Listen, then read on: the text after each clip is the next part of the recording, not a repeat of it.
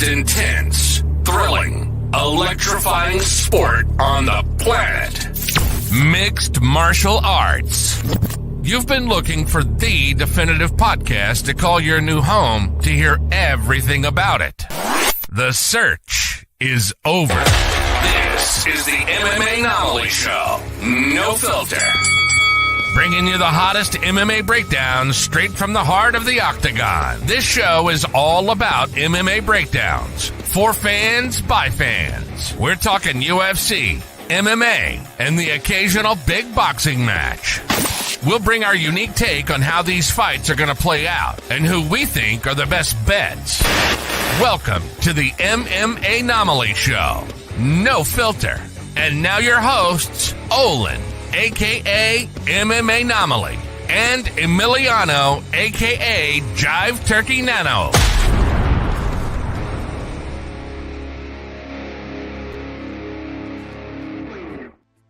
What is up, fight fans? Welcome back to another episode of the MMAnomaly Show, No Filter. I'm your host, Olin, a.k.a. MMAnomaly, and with me, as always, is the co-host with the most, Jive Turkey Nano. How we doing, brother? We are doing great, brother. I noticed we're both wearing the blue. We're the Blues Brothers, but that doesn't mean we're feeling blue, baby. We are feeling great, ready to rock and roll on this fantastic Tuesday evening. And it was a fun weekend, brother. Some great fights. You know, all things led to that main card, and your boy was disappointed. No too many spoilers here. We'll be sure to dive on into this fantastic card, but feeling good, brother. I'm good, man. I'm ready. Love to hear it, baby. Love to hear it. So with that being said, we are going to jump right on into breaking down our instant reactions to UFC Fight Night, Hermansson versus Piper, a.k.a. UFC Fight Night, or UFC Vegas 86. Is it 86 now? We've had so many of these damn Vegas cards. It's another Apex weekend. That's lose track of all of them at this point. Just another Apex Saturday. Man, honestly, I'm a big fan of the Apex just because it kept us out of the dark during COVID. We continued to be able to have these beautiful events. But it's time. It's time to go back to a live crowd, man. Stop saving money here. Yeah, and I heard it on some of the podcasts throughout the week, but I'd love to see them try to go to more cities, right? I mean, there's so many big metro areas. The UFC can do great and sell out anywhere, right? I mean, the UFC 298 is in Anaheim. Us California kids know where that is, but maybe half the world may not know where Anaheim is. They know Los Angeles, they know San Francisco. But Anaheim's another great city, fired up, ready to host. And I'm sure there's other great cities like that all across the states, man. I mean, Dana always talks about trying to make more of these fights. I mean, you name a stadium, he can probably sell it out. So I'm not sure why we don't. The Superdome would get a hell of a roar for a UFC event. UFC New Orleans, sign me the fuck up, kid. With Lil Wayne in the front row? Come on, brother. Don't get much better than that. Me up. I think that's where they need to start going. I love that they've been back on their global initiative as of recent, or maybe after COVID, wanting to get, Abu Dhabi, all these other places. And Dana White recently said he's pretty much been everywhere he's wanted to try to go. There's no other wish list for him. So state of the classics, stick in the States, get those ticket sales up, go to places maybe you haven't been yet. If there's a Washington and Ohio, Florida's always open. He loves going there, but anywhere else, I'm open for it. There's so many different places to go. And I mean, just kind of delving more into reasons behind the UFC New Orleans card and floating that idea straight to the top here, folks. Look, this is what needs to happen. Okay. For more reasons than one, but I'll tell you number one. I'll tell you the biggest reason. Okay. There are two fighters in the UFC that you may have heard of. Their names even happen to rhyme with each other. Justin and Dustin. Justin Gaethje, Dustin Poirier. Dustin Poirier happens to be from Lafayette, Louisiana, and he's 1-1 with a young man named Justin Gaethje. The only thing is, they fought once in Justin Gaethje's home state, and then they fought at a more mutual state, which was at Elevation. So actually, it kind of benefited Gaethje again, and they're still 1-1. But the fact of the matter remains that they fought once on home turf for Justin, but they haven't fought on home turf for Dustin. Why don't we have that happen in UFC New Orleans, baby? I just think that that's an absolute money play. I think it would sell tickets. It would have my ass in a seat, I'll tell you that. And I mean, come on, folks. Like, if you don't think that that would be one of the loudest crowds in the world, you're out of your fucking mind, okay? It's just a fact. I love it, man. They be going bonkers right there in New Orleans, brother. You heard me? I was trying to think of the downtown street right there. I can't recall it, but best believe, man, they'll be beaten up and ready to see people get beat up. Yeah, we'll give out beads for knockouts instead of beads for boobs. There we go. Jumping right into the breaking down this fight card, we have to start off and address the elephant in the room here. I think when it comes to Daniel Marcos versus Kileng Aori, man, I think were we both on Daniel Marcos on this one? Correct. Had him in my parlay as well. That was nullified. We're not going to do a shot on this one, right? Like it's a no contest. No Technically, contest. We weren't wrong. And I mean, let's call a spade here. He landed a 2-1 clip here compared to Aori Kileng. And I mean, he was dominating the fight up until the fight ended. And you know, before I actually steamroll ahead into this one, I'd like to hear your thoughts on this. What were your thoughts on Daniel Marcos' performance first? And then what were your thoughts on the stoppage of the fight?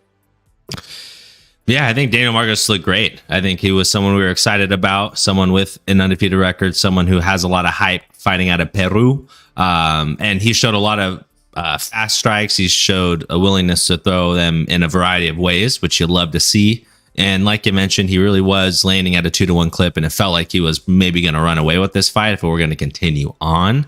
Unfortunately, what we did see was, and this was the first time I've actually seen a opponent not be able to continue and take the full 5 minutes. But Auro Kileng attempted to do a flying knee, and at the same time, coincidentally, Daniel Marcos went to throw I believe was it a teep kick or maybe a knee? I believe it was a teep kick because he ended up getting his kind of leg or toes into that crotchal region, which, hey, always got to protect the little man downstairs. Unfortunately, AO was not able to, recover in the full 5 minutes, and the ref gave him every chance. But unfortunately, you can really just see it. And then even Dom was talking about it on the commentary, where, hey, it's one thing to, get hit and let the adrenaline take over, and you see guys kind of being more willing to go right back to action. But he took the full 5 minutes and did not look any better that last minute than he did in the first. So left the judge no choice but to make it a no contest, but to not allow the fighter to continue because the time wasn't enough. But again, that was one of the first times I can recall actually seeing someone given that full 5 and then the judge just saying, okay, no, this isn't going to work. But I thought that was the right move. I mean, again, like I mentioned, didn't show any signs of improvement. You saw the replay, even if it wasn't necessarily flush. Obviously, it doesn't take much to connect or, burst anything down there or just, cause any type of pain or discomfort. And he obviously was not going to be able to fight. So I think this was the right move. And the reality was this was ill-intentioned. They both were making athletic, explosive strikes towards each other. It wasn't like Daniel, lined up and kicked the field goal straight. It was an obvious accident. And for that, no contest was the right move. Unfortunately, just tough for us to see. And hey, you never want to see someone's, downstairs get wrecked with. So curious to hear your thoughts, but definitely tough to watch. So upon first watch, I'll be honest, I thought it was a foul. It looked like it was a nut shot or a cup shot rather. As Mad Max Meridian, shout out Mad Max Meridian in the chat, pointed out, it was kind of a foul off. They were taking turns hitting each other in the nuts for sure. So let's see what he says in his chat before I do my breakdown. The angle I saw, it also looked like it went under the cup, like taint side. It sounds goofy, obviously, but in my experience, that's way worse than a front shot. I agree. When it goes under like that, what happens? Sorry for the kind of descriptive breakdown here, but if you've got sack skin, that's going to get basically clamped in between the cup and your leg or the cup and your taint. And so it feels like you're slicing off a piece of your ball sack. It doesn't feel good at all. But that being said, I went back and I actually rewatched that fight literally today. And in my rewatch, I don't think it actually connected. I think it connected to the inside of the thigh. And then if anything, maybe it skipped off the inside of the thigh and ended up actually hitting the cup afterwards. But even then, like if it hit the thigh like what I think I saw or what I believe I saw, then there's no way that it hit his cup with that much steam for him to not be able to continue. So for me, I do feel like it was a bit of a BS throw. He was down 2-1 on strikes. He was not going to be able to fight his way back into that fight. I think we can all call a spade here on that one, guys. Like, he is definitely one of those people that's got that dog in him, right? Like, there's no doubt about it. But at the same time, even a dog knows when he's fucked, you know? So that dog tucked tail and ran away. He had a great opportunity to do it. His opponent came very close to fouling him, even if he didn't, it was very close. It was close enough to fake and cry wolf.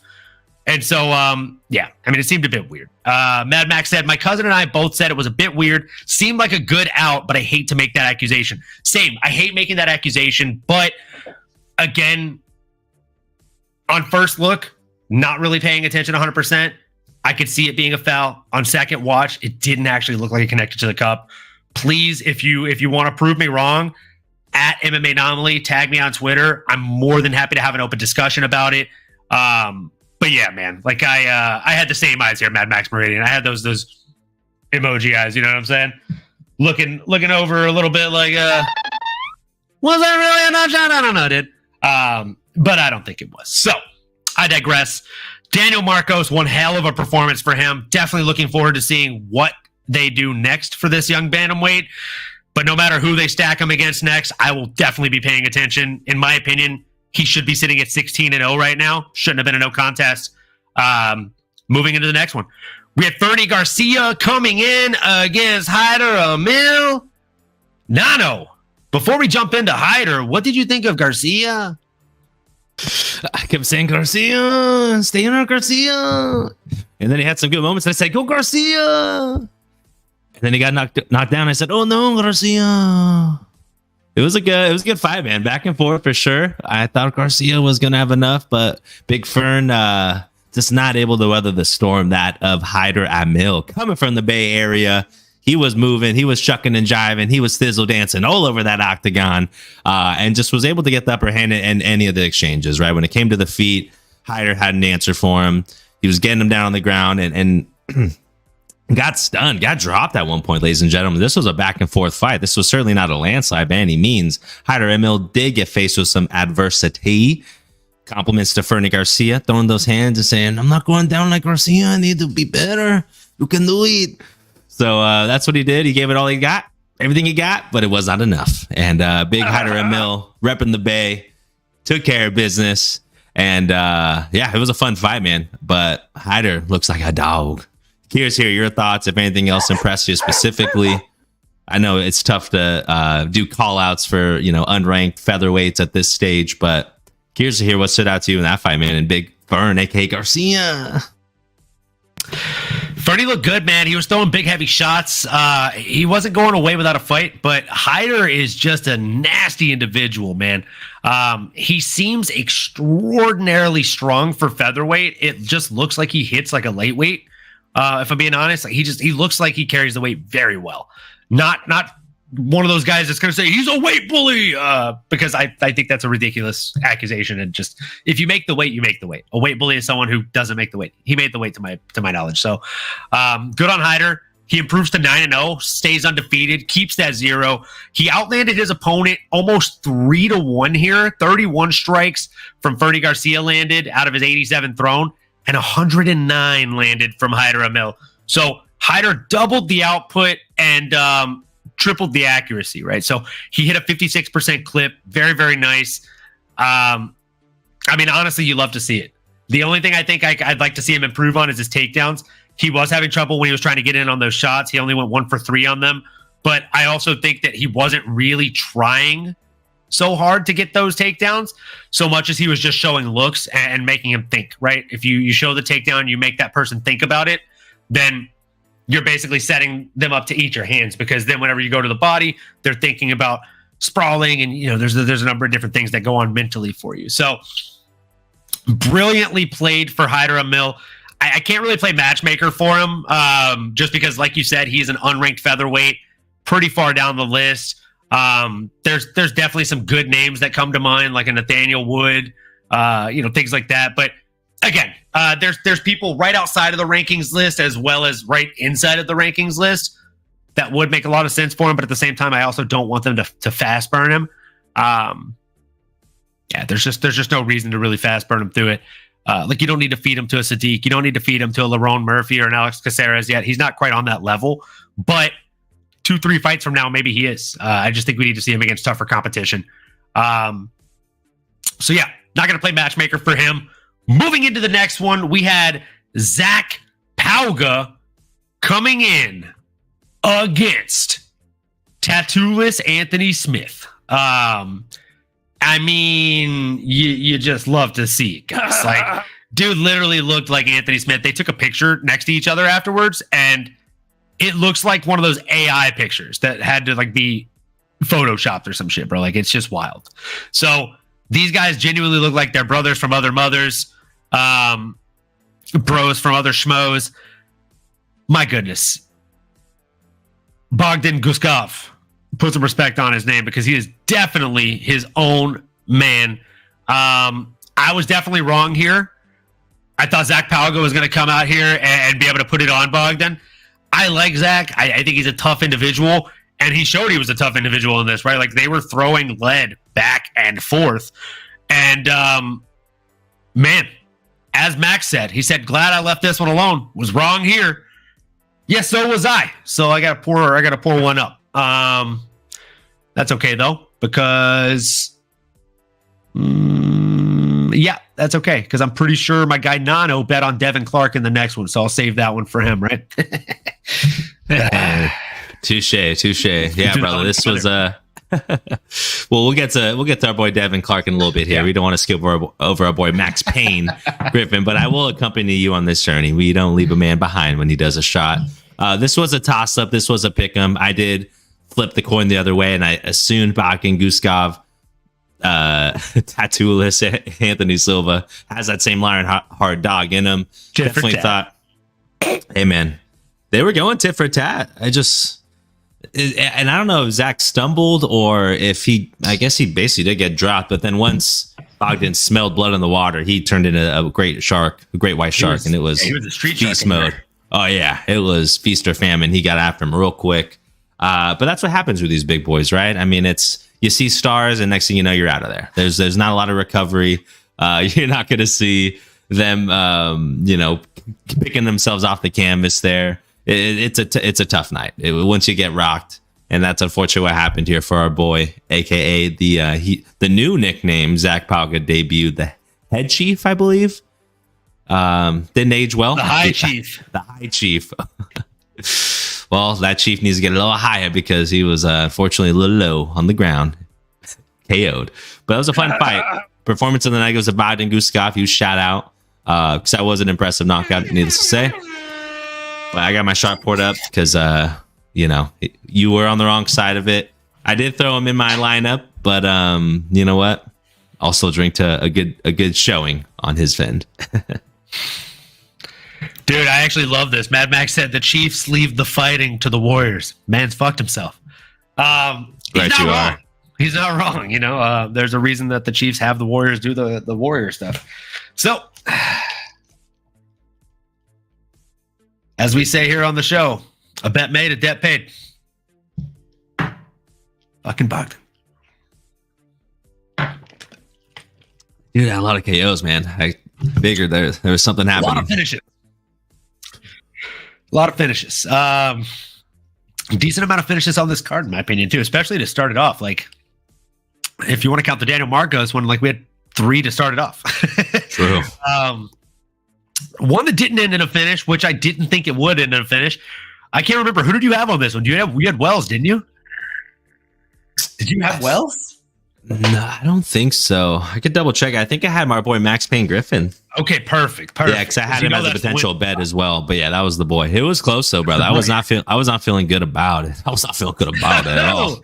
You're not wrong. I was a bit worried. I was a bit worried about that one. I was watching that fight. Max was definitely he was wearing it, man. He was eating those shots. But I mean, the man's nickname is Pain, so he's no stranger to that, right? He was definitely willing to go through the fire to land his own damage, and it showed. It showed throughout the duration of the fight. I didn't know if he had done enough to beat Jeremiah Wells. In my honest opinion, I thought maybe Wells had edged it out. But curious to hear how you scored the fight. Did you score the fight for Max Griffin? And if so, which rounds did you have him winning? No, again, brother. I mean, if I'm being totally like unbiased here and not looking at it with, rosebud lenses here, because, again, I was voting for Max Griffin. I was rooting for him. I love him as a fighter. But if I'm, and just using like the naked eye, I was watching it as a fan. I really wasn't grading round per round.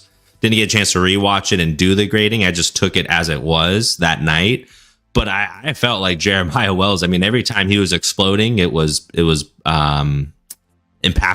I felt like he had more of the significant strikes. I just thought in those exchanges he was doing a bit more, or just felt like he was maybe he just had the upper hand by just a bit. It was a very, very close fight. Max did just enough to keep himself in it, and obviously have 2 out of the 3 judges to think that he won the fight. But I was on that one judge's side. I think I probably would have had Jeremiah Wells winning first and second round. That second round is maybe the questionable one. Then the third round, Max obviously did enough to look good, win some of those exchanges as Jeremiah slowed down just enough. And maybe it was from all those, spinning kicks, spinning back fists. He was throwing some very wild, and everything that he had was with purpose, with almost full 100% power. So that's why I think my naked eye was watching it thinking, oh, that just is what I remembered more. That's what was top of mind. That felt like maybe the difference in the fight. But no, Max Payne Griffin was able to get it done. And as you're rocking and Philly shelling and throwing your strikes over there, brother, was that what impressed you with Max Payne? Was it just his ability to stay in the pocket and win those exchanges that got him the win? So not only that, first, great breakdown, bro. I don't disagree with you on many fronts, if any fronts. So we'll dive right into it. The things that impressed me the most about Max Payne Griffin, as you said, were his ability to remain in the pocket, take the damage, and give the damage. In regards to the same question that I asked you, did I score the fight for Max Griffin? And if so, which rounds did I have him winning? I thought in the back of my head, maybe Jeremiah Wells did just enough to edge this out. If he did enough to edge it out, I would have said that he had won rounds 2 and 3. But that being said, I actually had the fight 2-1 Max Griffin. I thought Max Griffin did enough in rounds 1 and 3. I thought he took the middle round off a little bit, and it showed, right?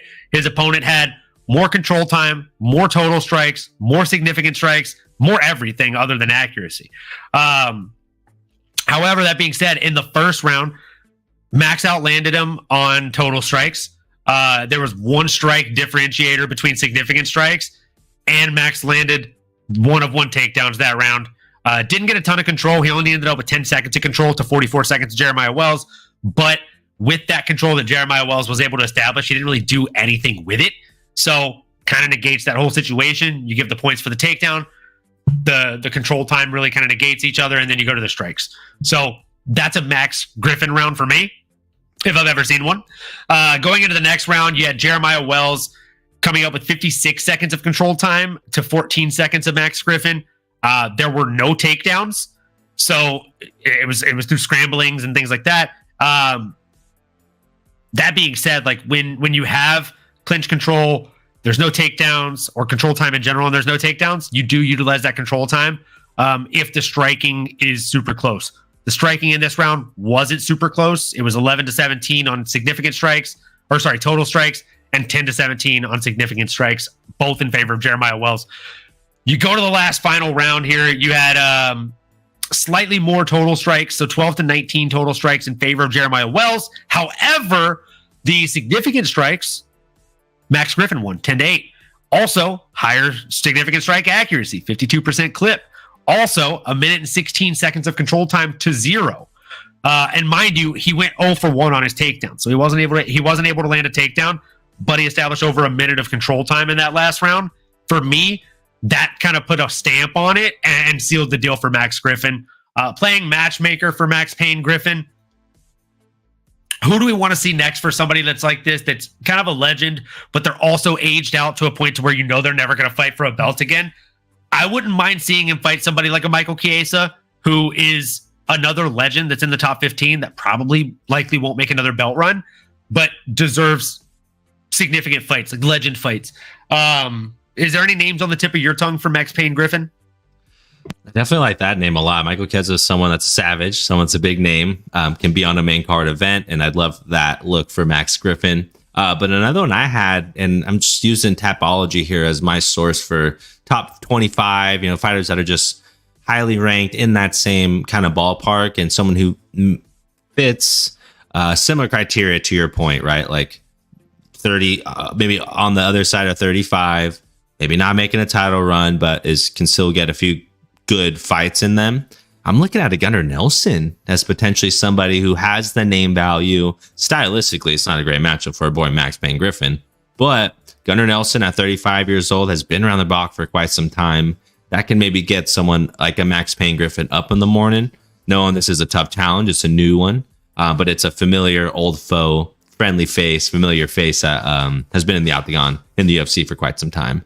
But that was a name that I just doing a quick look would say, hey, you know what? These are two guys that fit our criteria and what we're looking for. And Gunnar hasn't fought since his win over Brian Barberena, armbar decision at UFC 286. That was back in March of last year. So we're approaching a year of him off. Let's see him get back in the horse, man. See him get back in the octagon. I'm not mad at it, man. I actually really, really like the name that you said. I think Gunny Nelson might be a funner name than Michael Chiesa. He's basically Michael Chiesa light. So, I mean, I'm happy with it. And I also think that even though you said like it's not a great matchup for our guy Max Payne Griffin, Gunny fades whenever there are people that keep coming forward and refuse to back down. Max Griffin is that guy. Again, his fucking debut was against Colby Covington.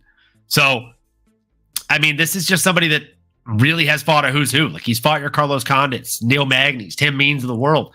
And now your Jeremiah Wells and Michael Morales of the world. So, yeah, I think Gunny Nelson would be a really, really fun one. Lee the Leech would be a good one. Mad Max Meridian, shout out. He has not fought Lee the Leech, to my knowledge. I just did a quick run through. Doesn't look like he has. I'd be happy to see that one, though. I think that'd be a really, really fun matchup. And with that being said, moving into another fun matchup, we had Devin the Brown Bear Clark coming in against Marcin Prachnio Nano. My goodness, I'm glad we already did our shot on this one, so that way you could break down what happened to your boy. Man, I mean, the karate style was just too much for our boy Devin Clark, man. He got hit in that perennial nerve, so he was down a leg halfway through that second round, still fought through the third. I give him huge props. Also didn't realize this dude has tree trunks as legs. I mean, my goodness, like, dude's thighs are bigger than my head, and I got a big dome, ladies and gents. So that's saying a lot. But yeah, I mean, I thought he had some decent success early. Was having a hard time dealing with the stance switches and the pressure of a Marcin Prachnio. Again, fighting in that kind of karate sort of bouncy style, which it's tricky, and it's not had a lot of success in the UFC, or you tend to hear it get bashed a lot. But like a Wonder Boy Thompson, like a karate hottie mommy in Michelle Waterson Gomez, I mean, it can if used the right way. And Marcin was using it the right way, man. And again, maybe I think that perennial nerve getting hit on the back of the calf, which basically makes you have like limp leg, like your ankle starts to kind of roll over on itself. You just lose almost all control of that thing.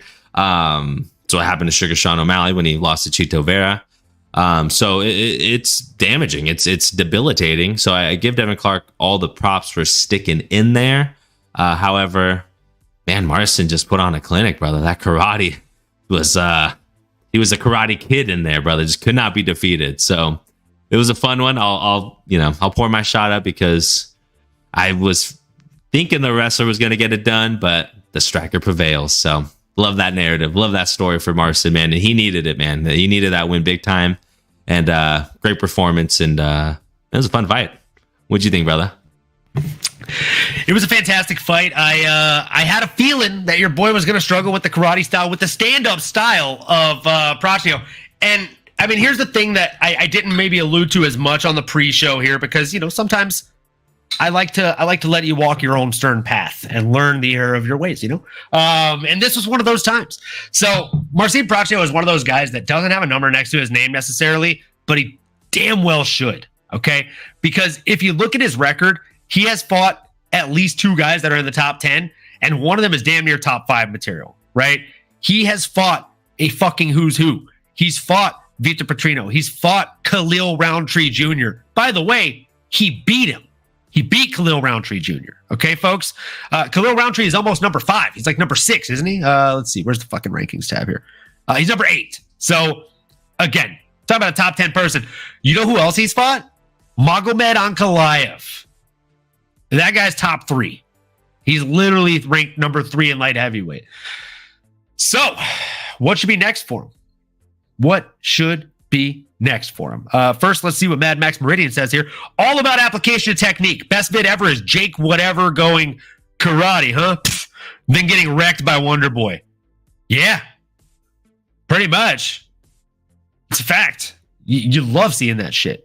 I was going to say it was Ellenberger, right? Okay, he actually said it in the chat. Yeah, Ellenberger. Jake Ellenberger. I remember that. He got fucking blasted by some karate. He probably ended up getting picked up by the karate bus after that fight. Took some lessons over at Wonder Boy's dad's shop. So shout out to Wonder Boy. Shout out Karate Stance. And shout out fucking Marcin Prachnio. What is next for the dog? Marcin Prachnio. I'm sorry, the lion. Marcin Prachnio, folks. I'll tell you what's next for him. I think it's another lion. Okay? I think Nikita Krylov would be a fun matchup. Both guys have a very fun style that they bring, but if the fight goes to the mats, you know that both guys can probably handle their own there too. We've seen it happen in majority of their fights.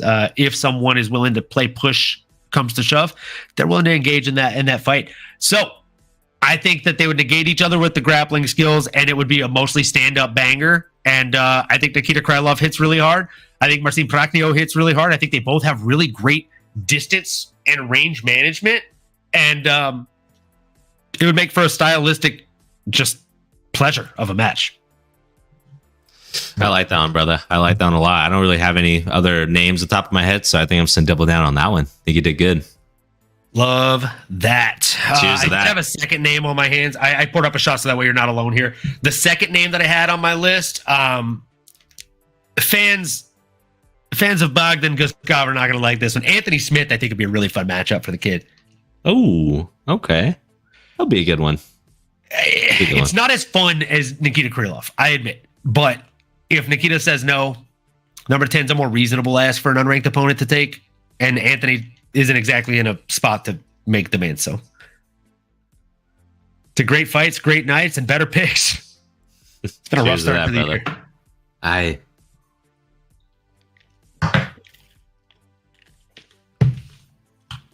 Only way to go is up from here, baby. That's right. The only way out is through, So, damn straight.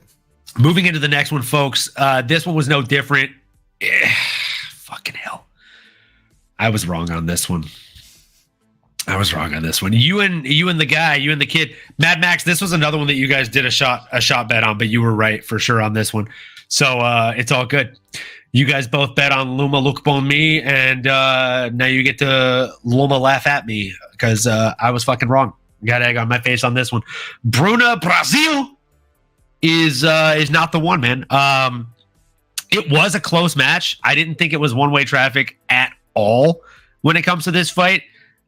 Intrigued to hear kind of how you thought your girl Luma Lukbon did. I don't disagree with the decision at all. I thought Luma Lukbon won, honestly, at least 2 out of 3 rounds. Bruna Brazil did have quite a bit of control time in that last round, almost 2 minutes, just a little bit shy of 2 minutes of control time there. So, Luma Lukbon gets it done, man.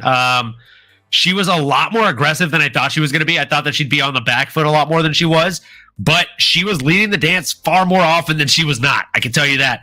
The forward pressure of Luma Lukbon proved to be the differentiator that I did not fucking anticipate being there. So, again, egg on my face. It is what it is. Bruna Brazil. You know, I'm not bitter, but I probably won't bet her again. You know, not bitter, but I won't bet her. Nano to you. I love it, brother. That was smooth. That was smooth like butter. Yeah, man. I mean, Loma Luke Boon Me. Wow. I mean, what an impressive performance. What an impressive striker she is. Really poised in the pocket, really poised and really good at knowing her footwork and her spacing. Felt that was really the key here. Bruna Brazil was not able to use her length the way she would have liked. And again, I think she was fearful of some of those leg strikes. Yeah, you know, sometimes, you know, you're going to take one to get one, but when you're getting leg kicked in the head multiple times, you know, time after time, I don't care if you're blocking with your arms start to feel like noodles after a while. I mean, they don't, you know, they only can do so much for so long. And it did feel like it was close in that first round. Loma edged it out with that takedown. And then she really pulled away in the second round. I felt like doubled her opponent, Bruna Brazil, in strikes. And again, it just felt like Bruna just was not able to solve that puzzle. Again, when someone's throwing so many different types of strikes and not, what is it? I mean, not, you know, showing any signs, not, you know, fainting here and there, but everything she was throwing was from the hip, with nothing to show for it, no signs that Bruna can pick up on.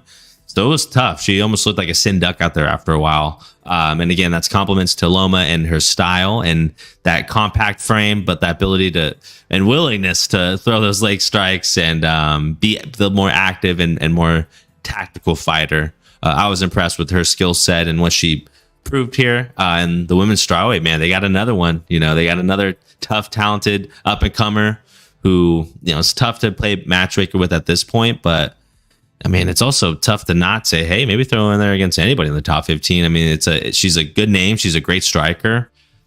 I don't know if maybe she's one fight away from that top 15. Maybe that's a more realistic outlook for Loma. But I was definitely impressed with her performance and excited to see what's next for Loma Lukbun Mi. And I just like saying her name. It is an extremely fun name to say. Yeah, it's definitely just a fun name to say. Loma Lukbun Mi. So yeah, man. I was wrong on that one. I'll have to pour up one. We'll wait until it's time for you to do a shot. That way we can do it together and we're not doubling down on these every single fucking time. So moving into the next one, we had a guy that we actually agreed on, which is a rare occasion. You love to see that. Balaji Oki. He looked pretty okay to me. You know what I'm saying? Balaji looked pretty okay if you ask me. Had me singing, Balaji, are you okay? Are you okay, Balaji? You've been hit by, you've been struck by Balaji Oki. Timothy Kwamba, though, he was game. He was coming forward.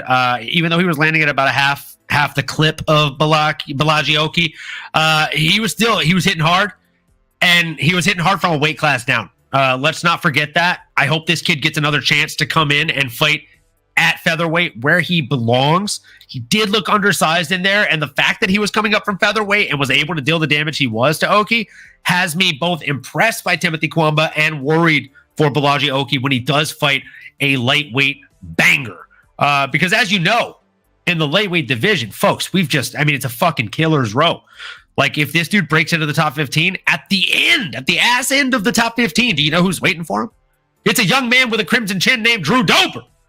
You don't want that if the fucking featherweight's putting it on you, bud. So it was a bit of a double-edged sword here. I'm glad we got it right, but it was a telling. I'm glad we got it right, but it was a bit of a telling fight, you know. So 61 strikes to 35 in far total strikes, 60 to 33 in regards to significant strikes, and Oki only attempted one takedown. He did go 100% on that, 1-for-1.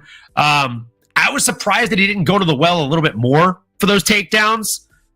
But yeah, curious to hear your thoughts on how the guy did. Mr. Balaji, what were your thoughts?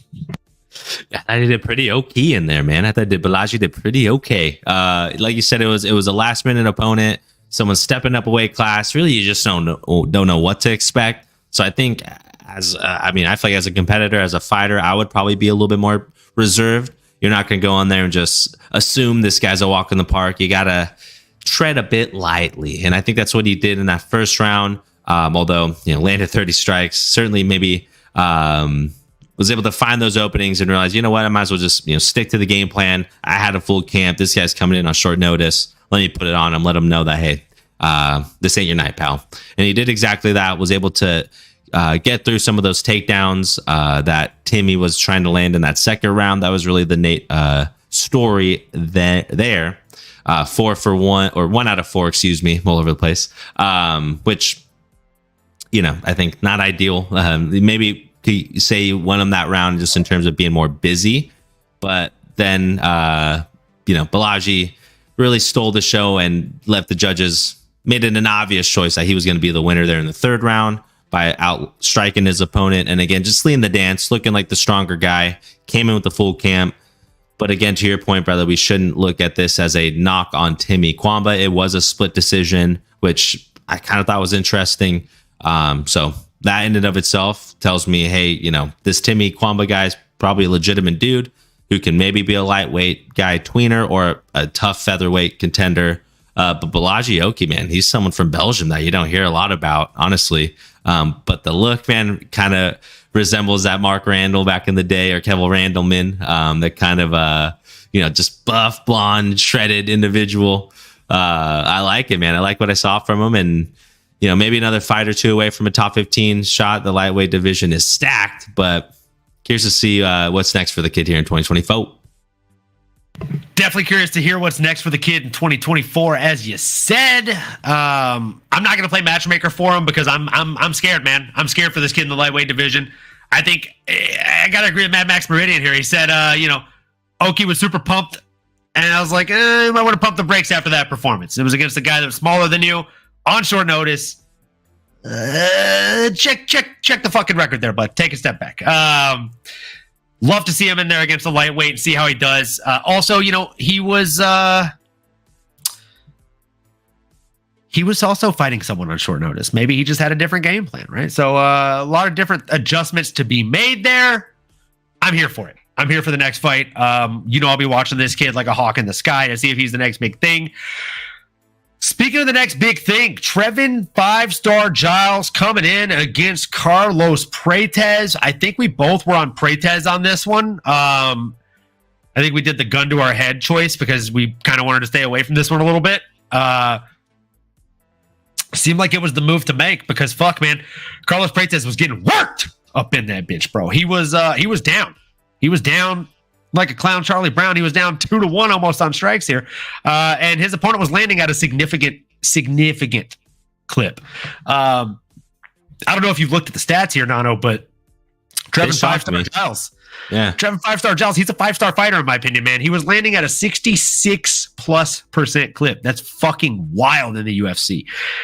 When you get to this stage, obviously there's a couple of things like people might be glossing their eyes over, like, well, I mean, you're at the best fight promotion in the world. What do you mean you can't land a 66% clip? That should be normal.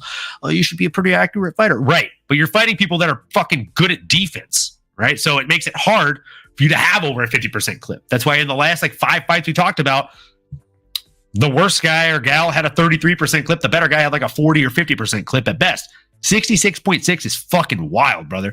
So, hands down, one of the funner fights on the card, in my opinion, my humble opinion here. I really enjoyed watching this one. Trevin Giles was putting it on him.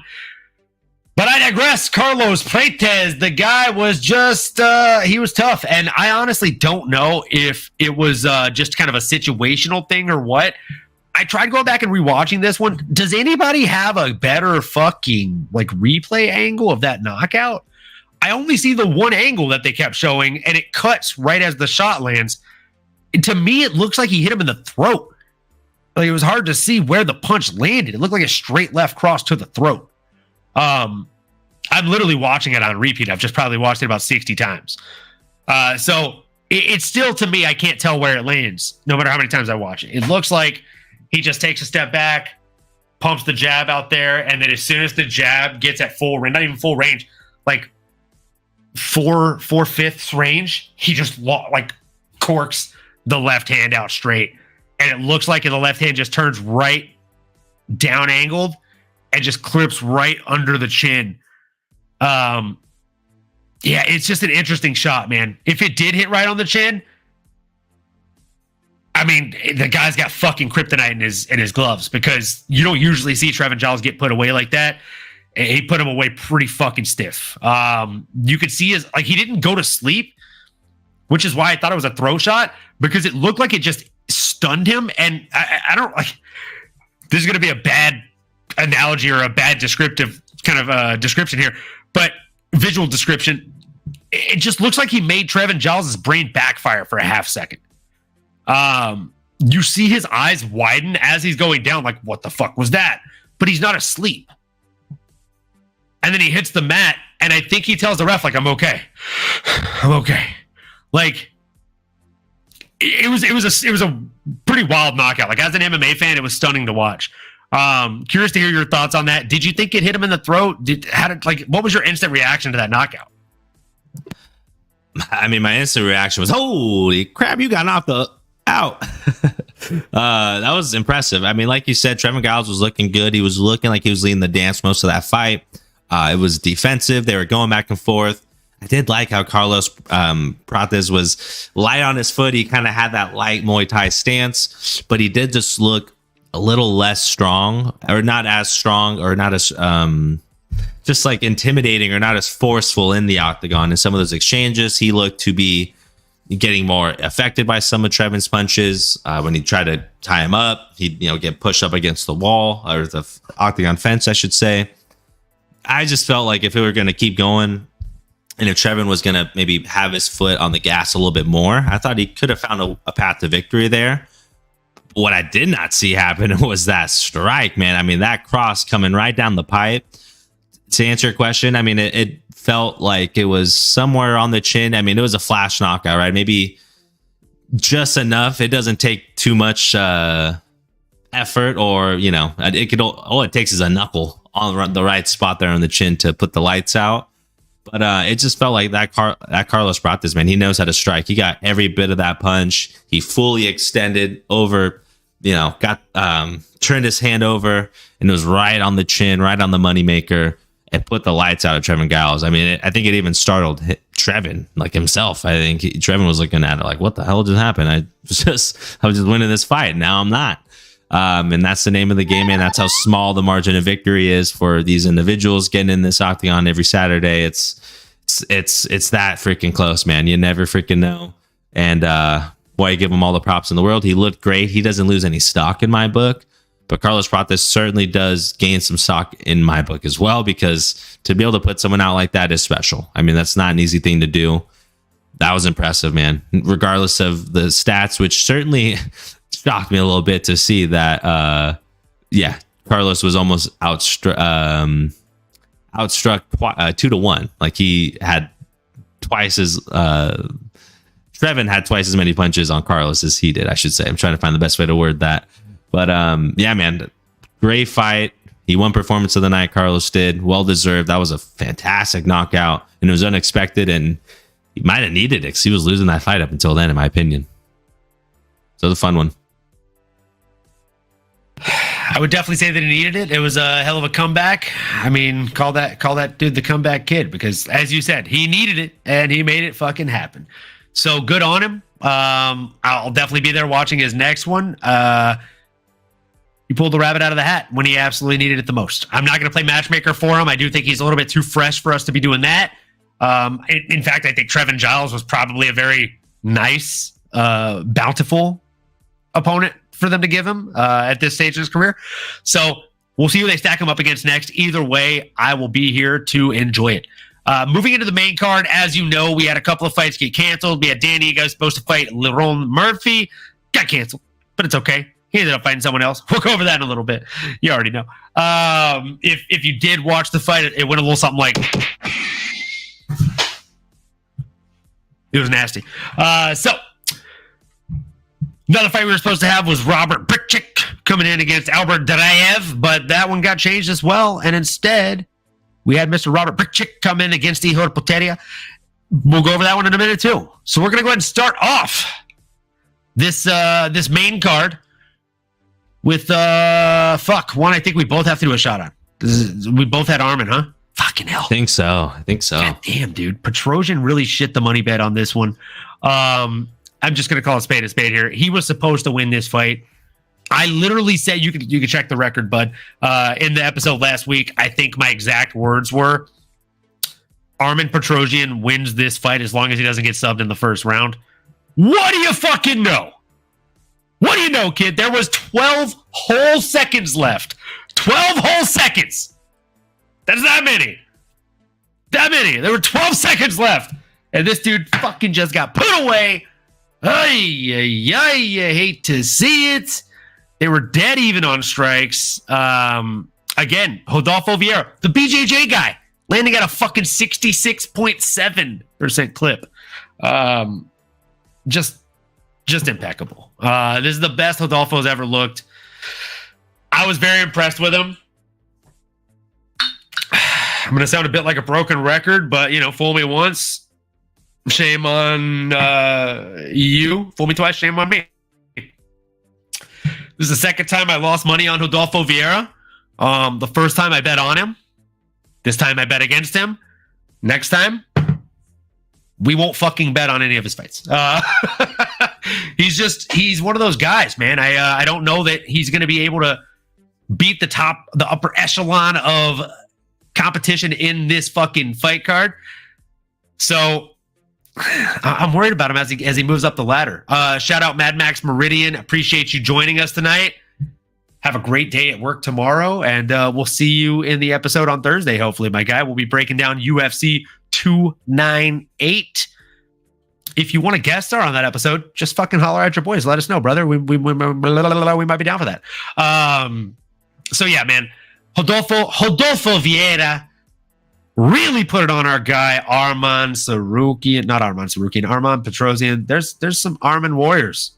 You know what I'm saying? We got some real Armin hammers in the UFC these days. That was a bad joke. Armin Hammer. Might be a little bit before your time, kids. But we do have some Armin hammers in the UFC, and we have a shot to do because of one of them. Let's do this shot and have you break down this fucking Armin Petrosian upset. Nanokins.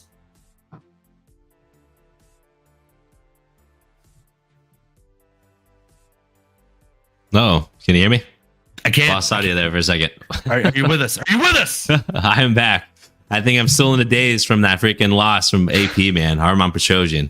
Just like him, I'm still getting my wits about me. But don't call him AP, man. That's what we call my Muay Thai coach. We can't put that disrespect on Coach AP. Respect. Armin. My bad. My bad, Coach. That's funny because that's the Raiders coach, Coach AP as well. So I'm gonna put way more respect on Coach AP's name. Come on, now. I'm a Raiders guy, baby. Let's go. You got two Coach APs, brother. Got two Coach APs. Man, I was disappointed. It was a back and forth fight, but Rodolfo just a bowling ball, right? Coming down the lane, brother. You don't want to get in front of that man. And it feels like he's like a perfect example of a lion, right? Of just someone you don't want to stare in the eyes. You don't want to be right in front of him. You kind of have to do that bull, ole, get away from him, bro. You scared me there. Yeah, man. I mean, he's a dog. I mean, his ground game is next level, and he's like a perfect example of a fighter that strikes just enough, uses some of that athleticism, some of his just strength, his muscles, but his ability to generate power to get people to the ground. Like, it's like he does just enough striking to get you down or to get a grip of you, get you down and have his way with you, man. I mean, he is an absolute specialist. Yeah, I would not want to fight this guy. Hey, he's a problem, right? And he throws an absolute monkey wrench in this middleweight division. He's someone that stylistically you just don't want to see. He's tough as nails. He can strike just about as good as anybody in the division. And man, when it comes to the ground game, I mean, he's one of the slickest that is out there, especially right now in the UFC. I mean, 9 of his 10 wins are by submission. We've been talking about a lot of these Brazilians stepping up as of recently. I mean, this guy's good, man. I mean, he did lose to Chris Curtis back in June 25 of 2022. But since then, man, he's been on an absolute tear. Beating Cody Brundage, now this win over Armin Petrosian. Excited to see what's next for him, man. I don't know if a top 15 is what's on the docket for Dana White and the boys. I would love to see it personally. I think he's worthy. I think he's talented enough. Does he get the opportunity? only Lord knows. And Dana White being Lord Dana is the only one that can answer that question. But I think he's ready. If not, maybe one more. Just maybe he doesn't get that nod, unfortunately. But dude, 10 wins, 9 submissions. I mean, what more test does he need to pass, right? I mean, feels like that's where he needs to be going. Yeah, same. I definitely think that that's where he's going. And honestly, at the risk of sounding like a filthy casual myself, I'm gonna throw it out there. I think he's actually ready for the top 15. If the rumors are true, right? And come on, guys. Like, we got Colby Covington, or not Colby Covington. We got fucking Khamzat Chimaev about to fight for the welterweight belt. He's not even ranked in welterweight. He's ranked 11th in middleweight, though. I personally would rather see Rodolfo Vieira, a Brazilian Jiu-Jitsu specialist, fight a grappling specialist like Khamzat Chimaev to see how that pans out for him. I don't think that's a crazy fucking ask either. Or maybe a Paul Craig. Or maybe, I don't know, Anthony Hernandez. Maybe a Caio Barreiro. I just think anyone ranked 10 to 15 makes sense for our guy, Rodolfo Vieira. He shut my fucking mouth this weekend, kid. He proved me wrong. He shut my mouth. And, yeah, man. I fucking love to see it. I'm not mad whenever I lose a bet, especially if it teaches me something about this fighter. And boy, oh boy, it taught me something about this fighter. So, I love to see it. This next one was one that I know that you got wrong and I got right, which is why I saved a shot from the prelims to do with you. I just want to say it's convenient. We'll have to play this. We'll have to clip this and play this for Mad Max Meridian tomorrow. I just want to say it's a bit convenient that Mad Max Meridian dipped out one fight before it was time for him to do his shot that he was wrong with you on. I'm just saying, guys. I'm just saying. I'm not trying to be a dick, but come on. Can I give a round of applause if this is facts? Thank you. I appreciate it. Coincidence? I think not. Coincidence? I think not. Dude, how many times did we use that fucking GIF from The Incredibles at Yelp? Brother, I mean, I would say on a weekly basis, probably 20 times a week. That was the best. It was the best. My favorite. Classic. Good times. Also, t-shirt design idea that came to me today. So we always use the handshake GIF of like, Dylan, you son of a bitch. Fucking Arnold Schwarzenegger. R.I.P. Carl Weathers, but yes. R.I.P. Carl Weathers. We are going to get a picture of us doing that, and that's going to be a t-shirt. Yes. Okay, I like it, brother. Arms, bro. So I guess I do an arm day. Nothing but arm day till then. June, brother. Nothing but arm day till then. Let's go. Fun fact, while I pour up this shot, in our team meeting today, my boss's boss was like, guys, we just announced that we're going to do a big team, like company thing, or not a team thing, a company thing in June. So entire org is going to get together in June. And he's also, mark the dates that you're available that work for you in June. I mean, June's a long way out. Like, does anybody even have anything planned in June? Instantly, I'm all. He's all right. Owen's apparently got something planned. I'm sure it's UFC related, bro. I fucking almost pissed my pants, bro. Like he's like, I'm sure it's UFC related, and I'm all. I mean, yeah, it is. maybe. Who told you? So yeah, and he's like, well, if everyone else happens to be available the one weekend the one week Olin isn't, Olin, if you miss it, it's understandable, I guess. And I'm all, I didn't come off mute the entire time, but I'm just like, as long as you know, that's the case. Not missing International Fight Week, brother. You can send me the fucking memo. Oh man, Facts, brother. I love it. The commitment. Come on. You know what I'm saying? We after last year, literally, me and Mary on the drive home, I was like, "Did you have a good time?" She's like, "I had the best. Like, I had a blast." And then she said she wanted to start training in MMA, which Muay Thai was great today. Shout out. And Yeah, dude. Like we agreed after the first time how fucking amazing it was. We're like, we will do this every year. It's 1 week out of the year. There are 52 weeks a year for us to deal with all the other bullshit of life. Like, this is dope. As long as I don't go this year and it's a shit show, like I'm going every year, brother. And I can't wait for you to experience it. It's going to be a fucking blast. And with that being said, got a handful more fights to break down here, folks. So we are going to jump right into it. But first, you got that poured up? I do, but I just spilled like half of it. Let me re-pour. The Michael Johnson pack. People like to say I'm smoking on that such and such pack. Sounds like that Michael Johnson pack smoking on you, brother. Dude. I got by that MJ pack is loud. Congratulations. You played yourself. You played yourself. Rookie mistake. Cheers, y'all. Cheers. To the old dogs getting it done. To them old dogs, teaching them young calves something new. Old dog got a lot of bite in them now. Sometimes, they say you can't teach an old dog new tricks, right? And that's how I'm going to lead into this one, right? So we're going to go ahead and talk about Michael Johnson, the menace, coming in against Darius Flowers. Oh, man, oh, man, oh, man. Let me tell you a couple things right now about Michael Johnson. They say you can't teach an old dog new tricks, but I'm here to tell you when they're fighting some flowers, you don't need to teach them new tricks. They already know how to piss on them flowers. You know what I'm saying? All jokes aside, Michael Johnson came out there and showed this young man that this is his octagon and this is his fucking game, kids. He went out there and landed 80 to 52 shots, but 61 to 33 significant strikes. He went out there with a very boxing-heavy influence, and not only that, but I think I may have alluded to this in last week's episode. We might see a vintage Michael Johnson, a Michael Johnson that's able to pull out all stops and utilize different aspects of the game. What did he do? 4 for 8 on takedowns. He went out there and put it on this young man from start to finish. He knew that he was not going to be able to fight a one-dimensional fight.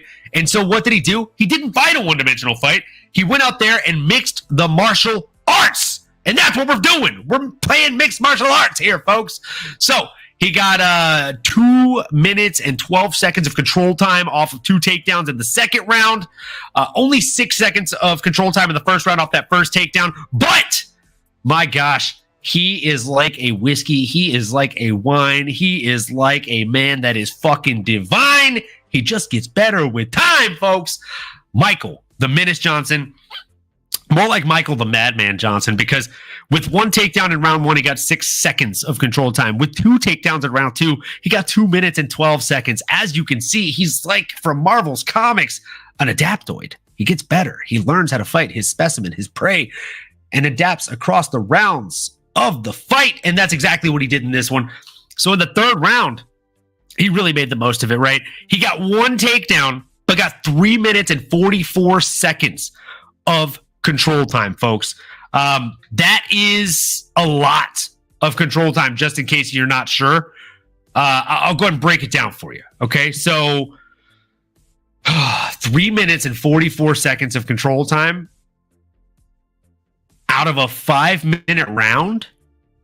You're talking about 70-ish%. I'll do the math real quick while Nano is doing his breakdown here, but it's a lot. Okay, he controlled a vast majority of that round. And that's exactly how he got the win. Unanimous decision win. There was no way in hell that they were going to give that fight to Darius Flowers. Every single round of that fight, I thought Michael Johnson won. Even in the one round where Darius Flowers outlanded him, 21-8, which is pretty significant, outlanding. You can't give him that round if he had 38 seconds of control to 3 minutes and 44 seconds. Can you? Not a fucking chance. No. Like honestly, visually, without looking at numbers, without looking at stats, did you think Darius Flowers won that third round at all? He landed some shots, but I didn't think he won the round. No, there's more to it than just the strikes. It's how purposeful are they? How do you look responding to the strikes that you're getting hit with? I mean, there's a lot of things that you got to factor in there. And Michael Johnson, like even the significant strikes, pardon me, this is something that I complain about a lot. And it might sound like I'm being biased, but I promise you I'm not being biased. Because I've done this, I've trained in this, I've seen this, and I've watched this sport for over 20 years now, guys. When there's a Nate Diaz, a Nick Diaz, a Dustin Poirier, which I will admit I am a bit biased over, as I stare intensely at the mic here.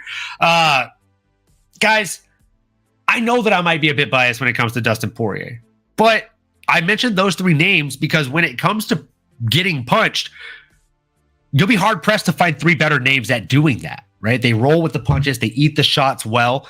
And so a significant looking shot that moves their head, it's because they're moving their head right before it hits them. So that way it takes off the steam, the pressure, the force. Now, in this fight that we're going over right now, Michael Johnson actually did that very well. So I would venture to say that the 21 total strikes, 6 that were significant, probably not even 6 of them were significant strikes. He was rolling his head with those shots. When he was going to the body, that's when I thought he was doing well, but he just didn't do it enough. So Michael Johnson, great fucking showing for him. But man, what were your thoughts? What were your thoughts on Michael Johnson's performance overall, start to finish in this fight? Yeah, brother. I mean, you hit all the nails perfectly on the head. I think I'll just add additional color and just say that he put on a clinic. I mean, it was a type of performance that you would love to see from a grizzled veteran. You know, he almost turned back the clock a little bit, right? It was a little bit of vintage Michael Johnson, which I remember us saying, are we going to see that? Can he turn back the clock a little bit? And he was able to. Luckily, he had a dance partner in front of him, Darius Flowers, who frankly is just a bit, green behind the gills, just not a lot of octagon time, I'd say, right? And he's going in there against somebody who has probably the most, if not octagon time, which I know he doesn't have the most octagon time, but just in terms of sparring, in terms of rounds, in terms of just minutes in fighting scenarios, Michael Johnson is up there with, some of the old timers. This guy has been around the block for a long time, active, if not actively fighting in the UFC. He's been actively sparring. He's been actively training with all of the greats, helping them sharpen themselves, like a Dustin Poirier, like a Jorge Masvidal, Kobe Covington, all these dudes out of Florida.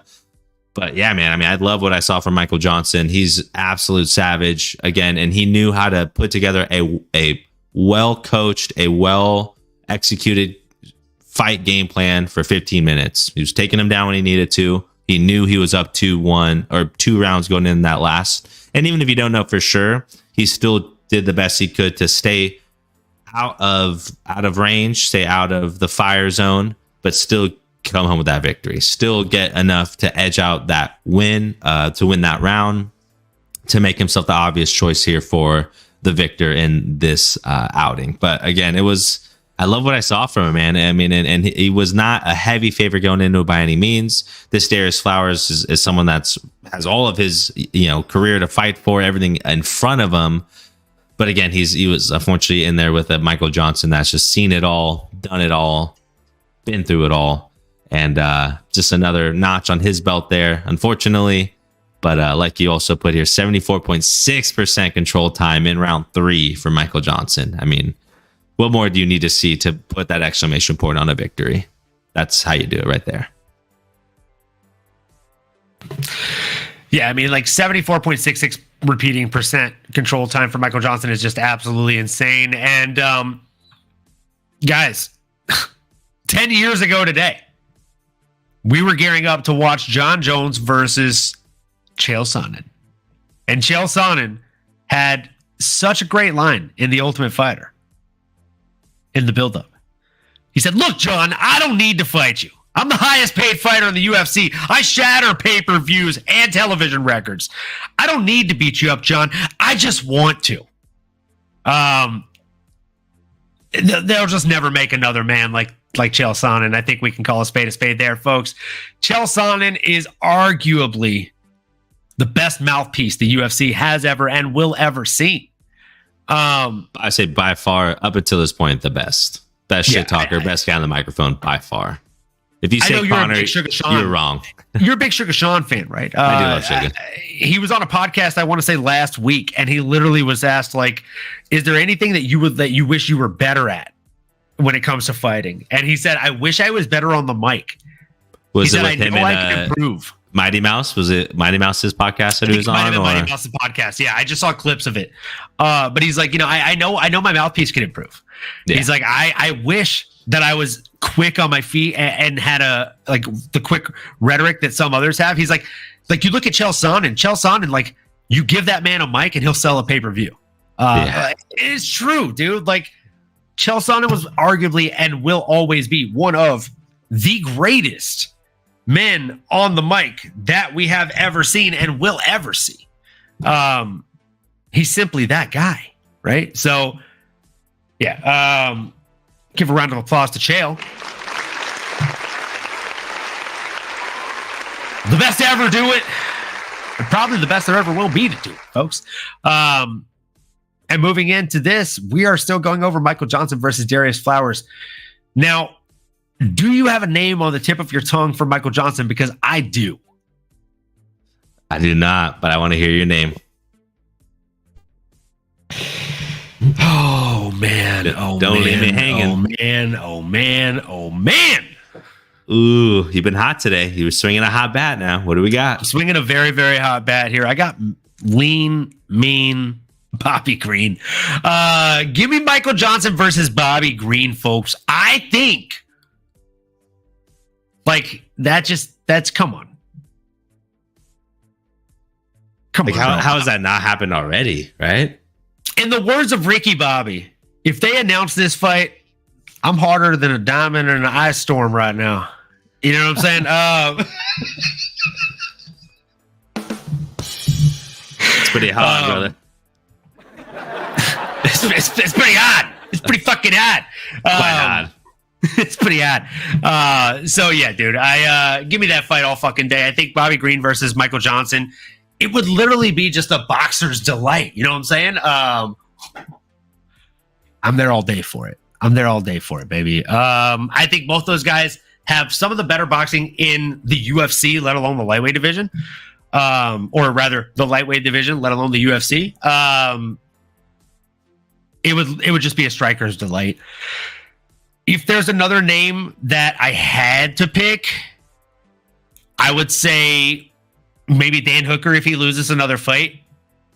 Give him to Michael Johnson. Again, striker's delight. Two guys that are willing to go out on their shields. Not going to be a fight where somebody pulls guard.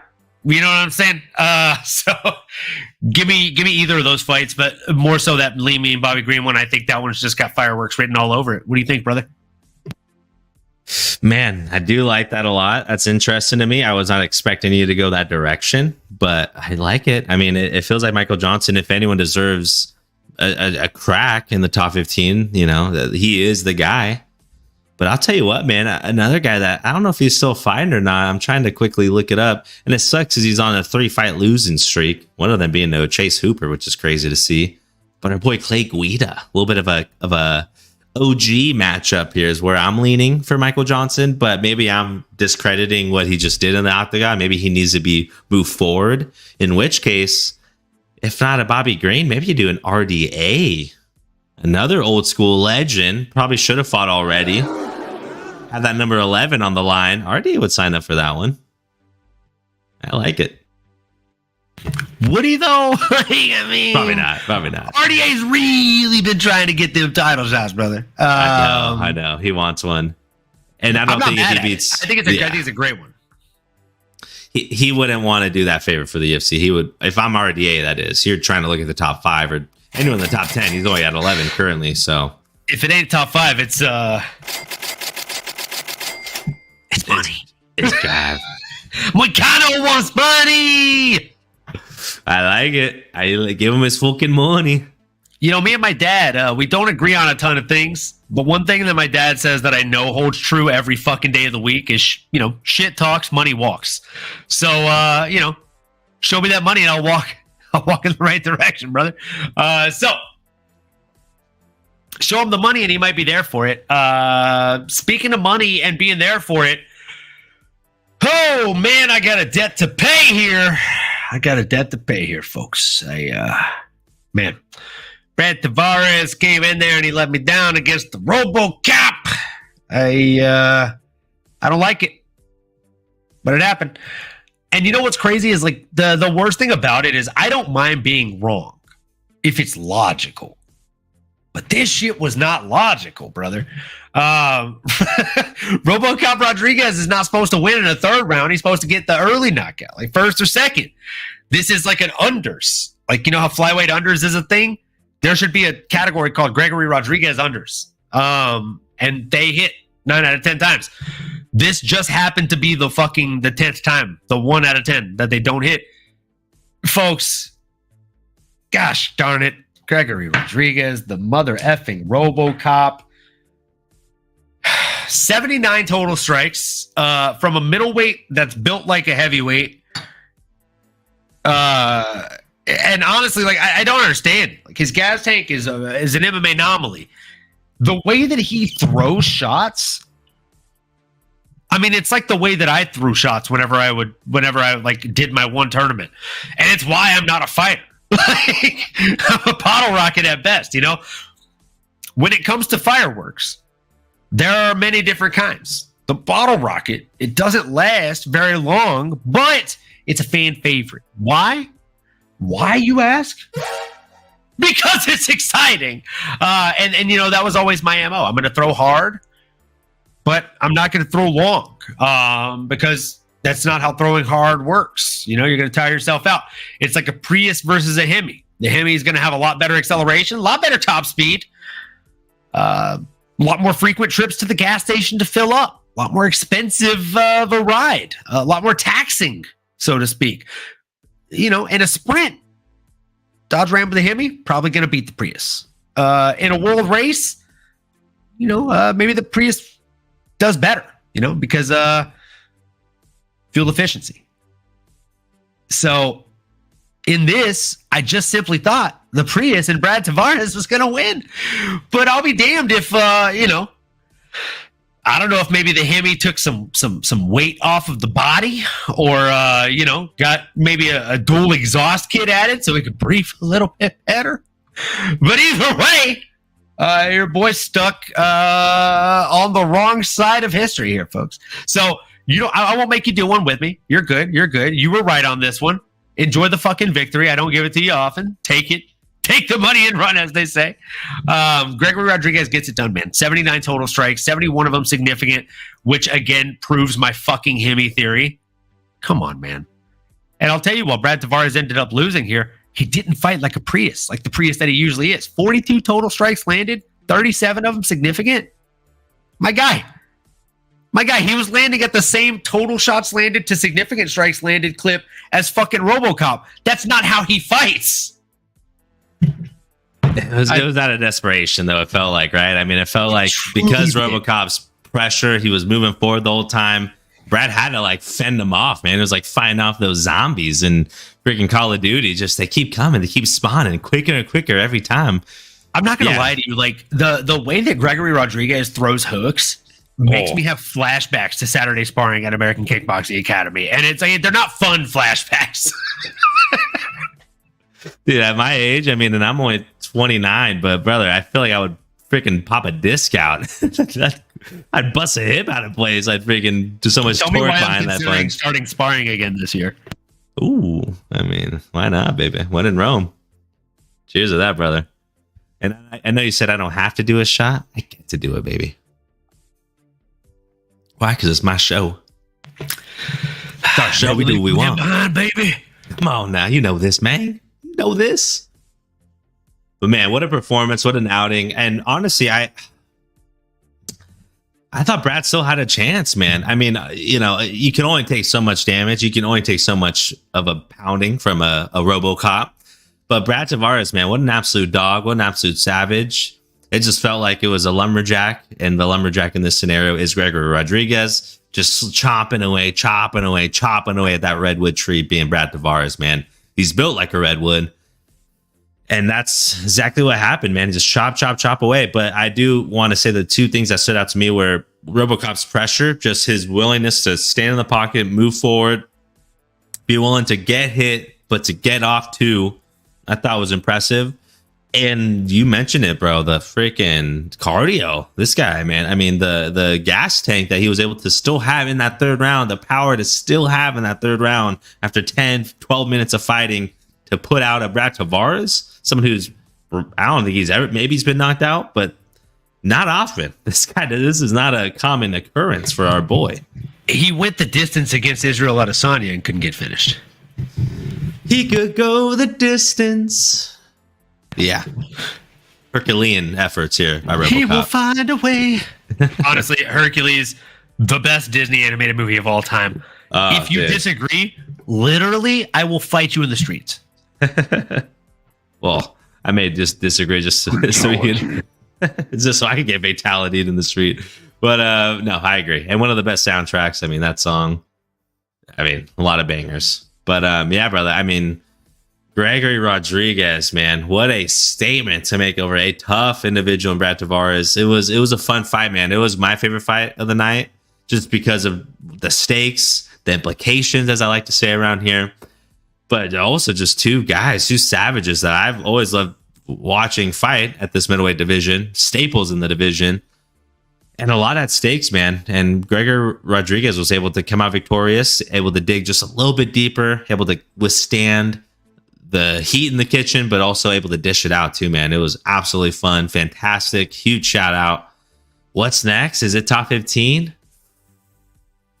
Why not, bro? I mean, why not, right? I mean, what more does he need to do? Brad Tavares he just beat Chris Weidman. He's a guy. I'm surprised he doesn't have a number next to his name. But what do you think, brother? I think he's a guy, man. It's stiff competition, right? I mean, Jack Hermanson just fought. He's at 10 here, just moved up one spot. But maybe you get Gregory Rodriguez, that same Joe Pyfer treatment. Maybe you give him an opportunity to knock on that top 15. And there's guys there. Kai Barallo, I mean, he's a young gun. You know, why not maybe make him earn it against another Brazilian? What do you think, brother? I'm not mad at it, man. I'll be honest with you. I think Gregory Rodriguez, he proved a lot of things this weekend. He proved he's got a gas tank, and not only that, but he proved that he has the ability to have that kind of Dustin Poirier-like perk where he becomes more sniper-like as the rounds go on. In that second round, I thought maybe he's slowing down. Maybe he's not got it. Maybe he's going to tire out and, punch himself out here.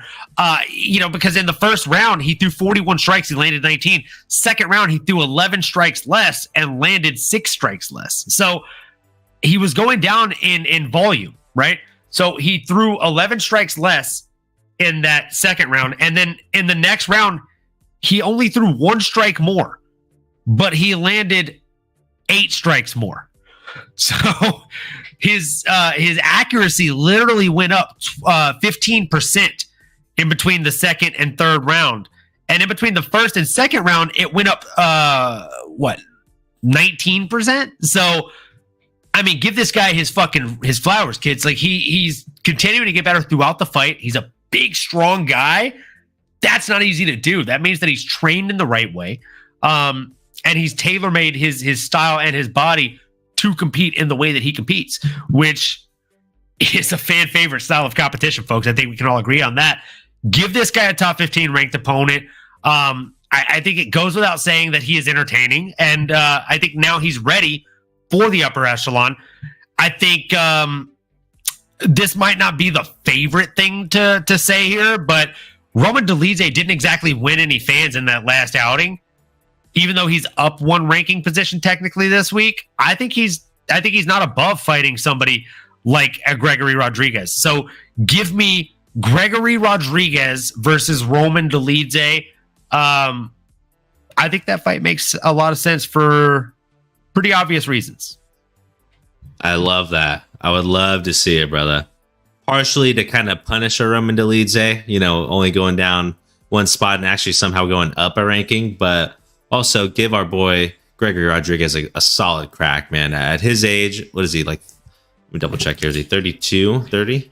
He's getting up there in age as far as MMA age goes. He is 31 years right 31. Now, but so now is his time. In just 5 days or 4 days. Apologies. Okay, he's 32. Going on 52. He does have an old face, doesn't he? I was going to say, what's crazy is he looks older than me, but I mean, he's a handful of years younger than your boy. Well, you're aging like a fine wine, brother. You got that George Clooney gene. Let's go, baby. Come on. I appreciate that. I truly do. No, seriously. I mean, his face looks leathered. Yeah, I mean, he's done quite a bit more sparring than your boy. The worst scar I got isn't even from sparring; it's from Mary's sister when we played disc golf. It's actually right there. You can still see it. Oh, that may be why too. As soon as I Google image his face, he had one of the gnarliest cuts in UFC history a few years back, where his whole entire brow when he had a was third off. eyebrow. Good gracious. Third eye? Yeah, brother. Fair. I mean, yeah. He that hole was so big they put a 5G antenna in there, brother. That's what I heard. That's why his accuracy got better. He's sniper-like now. 5G. That's fair. If you can see that scar, I want to start looking for it now. Yeah, because my goodness, that thing was crazy. I mean, it's not hard to find. I'm just going to type in Gregory Rodriguez cut. And here we go. I found it.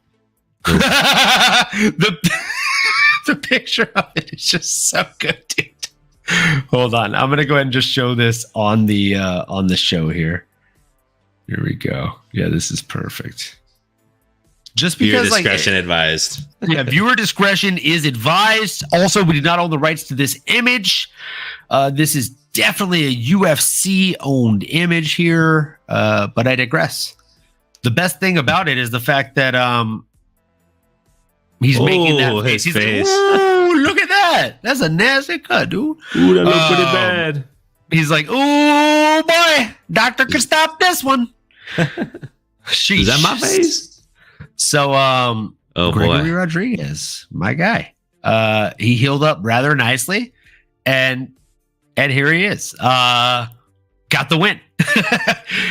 Again, I'd love to see him in there against a top 15 ranked opponent. Nobody top 10, but top 10 to 15 would be very, very nice. Moving into this next one, we got Robert Brickchick coming in against Ihor Poteria. My guy Nano, can you tell me? Can you tell me how this fight made you feel? Because I'm pretty sure you had Brickchick. I did. So it did not make me feel good. It made me feel really bad. It made me feel like a piece of cheat.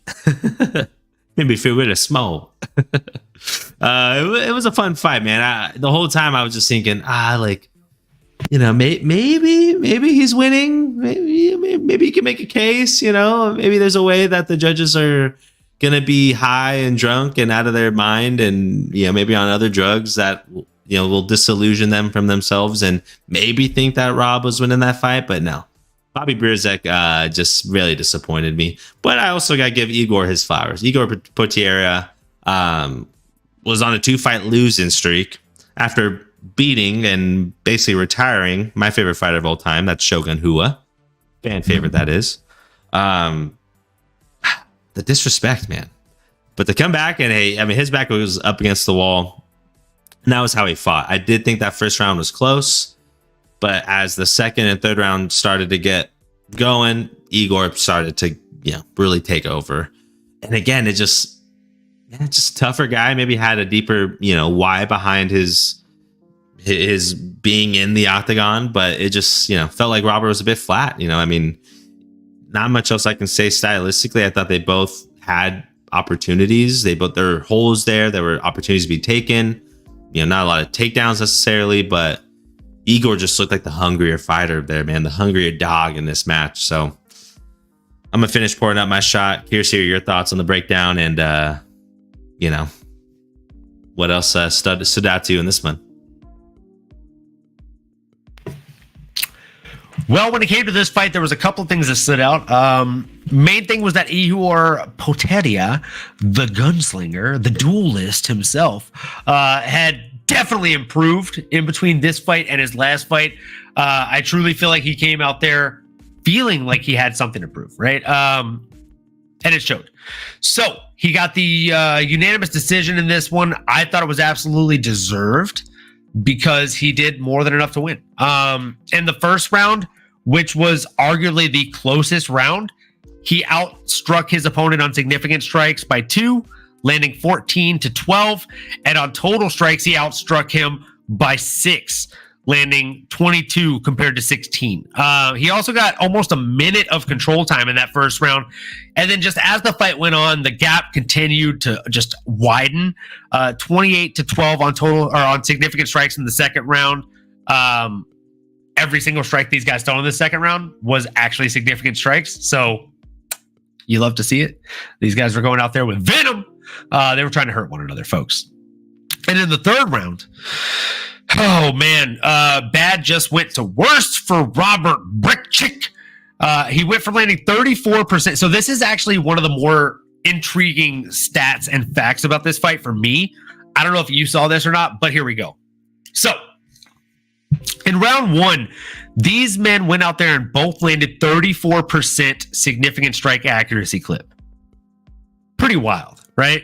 Exactly the same percentage. Okay. Did the math here on the next one, and this is where it gets a little bit crazy. Robert degraded to 21%, and Ihor improved to 45% significant strike accuracy clip. So they started off with literally the same exact thing, and then by the second round, there was a 2-to-1 deficit in their accuracy of significant strikes thrown to landed. If you go to the third round, that continued to degrade for Robert Brickchick, but meanwhile, Ihor Potieria did not go below what he started at in the fight, which is fucking awesome. As someone who would consider himself more of a striker, you know this about me. I love watching striking. I also don't shy away from watching grappling. I don't like doing it, man. It's fucking exhausting, dude. And also I like my back. It's already shitty. I don't need it to be shittier, you know? And grappling will do that for me. So I'm good. I'll just stick with the bad knees from fucking Muay Thai. So I digress. In the third and final round, Robert Brickchick went down to 19% significant strike accuracy. So he landed 8 of 42 thrown. So he threw more than he did in the first round and landed less. Meanwhile, his opponent threw more than he did in the first round and landed more. So in the first round, they each, as I said, landed 34% significant strike accuracy clip. In the final round, it was 19-38. So again, almost a 2-to-1 differentiator. It was actually exactly a 2-to-1 differentiator. 19, 9 plus 9. 18, 10 plus 10, 20, 18 plus 20, 38, 38, 38, boom. So yeah, there you go. It's literally 2-to-1. I digress, folks. This is why I'm such a Dustin Poirier fan. There's just something special about as a fight goes on, not only are you not slowing down, but you're getting better. You're landing more, you're throwing more, and you're landing more accurately. It's just a fucking chef's kiss moment if I've ever seen it, Nano. So we love those yeah, chef's man. kisses, baby. Come on, that's what we love around here. In this one, people were calling this fight card watered down. People were saying this fight card was like, meh. I fucking firmly disagree, folks. I've now watched this fight card in its entirety twice. Not upset about it. I do it for the podcast, but I also do it for me. Okay. So in this fight, Nano, were you super impressed by Ihor? And if so, are you going to play matchmaker? No matchmaker here. Again, coming off 2 losses, I just felt like his back was against the wall. If he was going to lose 3 in a row, it's hard to stay on this active roster. Again, it's competitive. There's a lot of dogs. And if you're not trending up, Dana White doesn't really have a lot of reason to keep you around unless you're a Tony Ferguson or someone else that's of that legendary status already. But Igor's not at that status just yet. So no, I think he did just enough. I thought that, again, like I felt like Robert Bridge, like the fight was there for the taking. Like no one was really running away with it. He just didn't dig deep enough, in my opinion. So I don't have any names on the top of my head here. This middleweight division, man, it's tough. It's competitive. There's a lot of moving, a lot of shaking and ruffling of these feathers here at the top, as we've seen as of recent here. 3 or 4 different champs over the last couple years. Obviously, Izzy Adesanya's reign was something to be in the record books, but we live in the present, baby. And the current champ is Dricus du Plessis. And currently, as a top 15 look, I don't see a place where Igor makes his way. I think he's another fight, maybe 2 away from getting that opportunity. But I was wrong, so I will have to drink to his victory. I know. I'm sorry, brother. Big sigh as you. Cheers me here, brother. Let's get it, brother. Boom. Oh, boy. This next one. Me. I'm a glass half full kind of guy. That's what we do. That's what we do, brother. In the next one, we had Dan Ige against Andre Philly. I think I see you pouring up another one. It's our boy, man. It's our boy. I know both of us knew going into this one that like it wasn't gonna be a good one for us, and it wasn't gonna be an easy one, and it likely wasn't gonna be a correct one. But I digress. As you said, he's our boy. And just like Chris Weidman's dad said when he lost, he's still my boy. Blue, you're my boy. You're my boy, Blue. You're my boy. Oh, man. He looked good until he didn't, right? And, after you watch that knockout a couple times and you're running it back, you're leaving the hands a little too low, brother. Leaving the hands a little too low. Not for a 50K Ige. And it was this whole style. He's kind of going in and out, but it was just a little too low for my liking. I would have liked to have seen a little bit of a tighter guard, right? Just a little low the whole time. And he folded. And that thing, oof. There's a couple angles of that were, wow. We were talking about it in the MMA group chat here, the one that you're part of here in Instagram. I know I have you added to way too many group chats at this point, but that's okay. I love it. We were going over that today, though. Matt, our guy, Tico Tech LLC in the chat here, folks. Shout out. He said in the chat today, he's like, typically I don't like follow-up shots. I'm not a fan of follow-up shots, but this one felt really satisfying for a weird reason. And I know that he's a fan of touchy-feely. Like, he likes the guy, but I digress. He said it felt satisfying. And I think the reason it felt satisfying, Nano, is because it was the most perfect of follow-up shots we've ever seen. And that's why I responded in said group chat with, yeah, the slow-mo of it literally looked like something out of a movie. You see him come down perfectly, boom, right on top of his head. Head bounces off the canvas like something out of a movie, right? And the craziest thing about it isn't the fact that it bounced off the canvas. Like, boom. It's the fact that there was maybe an inch and a half between it and the canvas already, as is. But in that super slow-mo, you see the moment the fist connects. Take my glasses off here. You see the moment the fist connects, he's all, boom. And you just see Touchy-Feely's eyes cross. They're open. And he goes,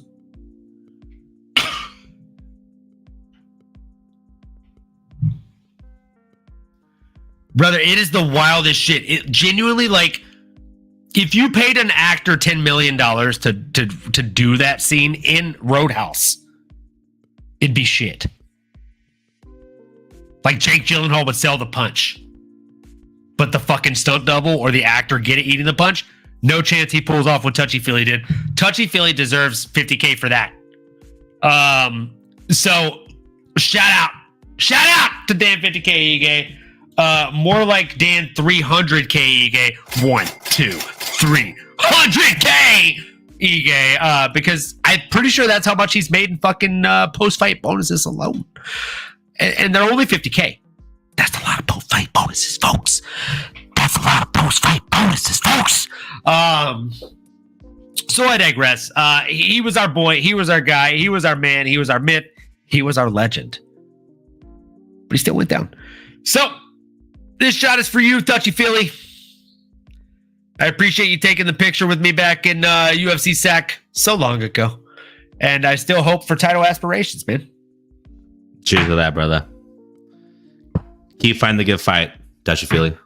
Oh, good stuff. Well, bad news is we ran out of chase, or the good news is we haven't run out of whiskey, because after this, we have, I think, one final shot to do. We do, unfortunately. The worst thing about it is, I literally made a joke about it. I said every minute after 5 that this fight goes on. Or no. I said every minute after the 7th minute that this fight goes on, Jack Hermanson is going to start winning this fight. I want to say it was about 6 minutes and 45 seconds in where I literally looked at Mary and I'm like, bad news bears, babe. It's happening. And I just slowly watched my 6-leg parlay, 7 if Daniel Marcos's fight would have kept going, just slowly dissipate. My 1 unit. I think the payout was going to be, it was 5 for 65. So 1 unit for 12 units. That'd have been 12. We suck again. Oh man, we suck again. That's been my new line recently. Yeah. We suck again.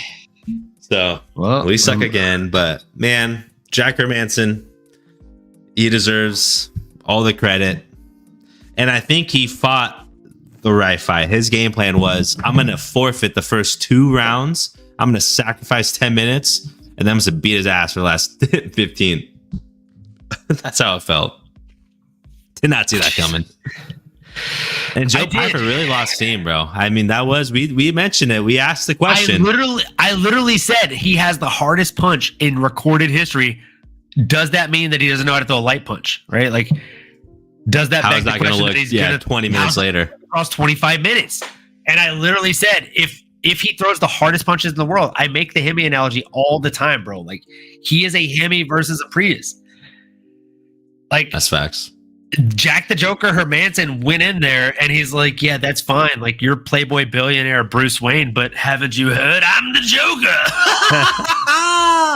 Like, it was wild, bro. I just, oh man, it was almost tough to watch. And I just got to say, shout out to the fiance. She said, you need chaser? You want me to bring it to the door? She's hitting me up on the messenger. You know what I'm saying? Real one. I appreciate that. I've got some melted ice and that's enough. And this is the last one of the night, so we're good to go.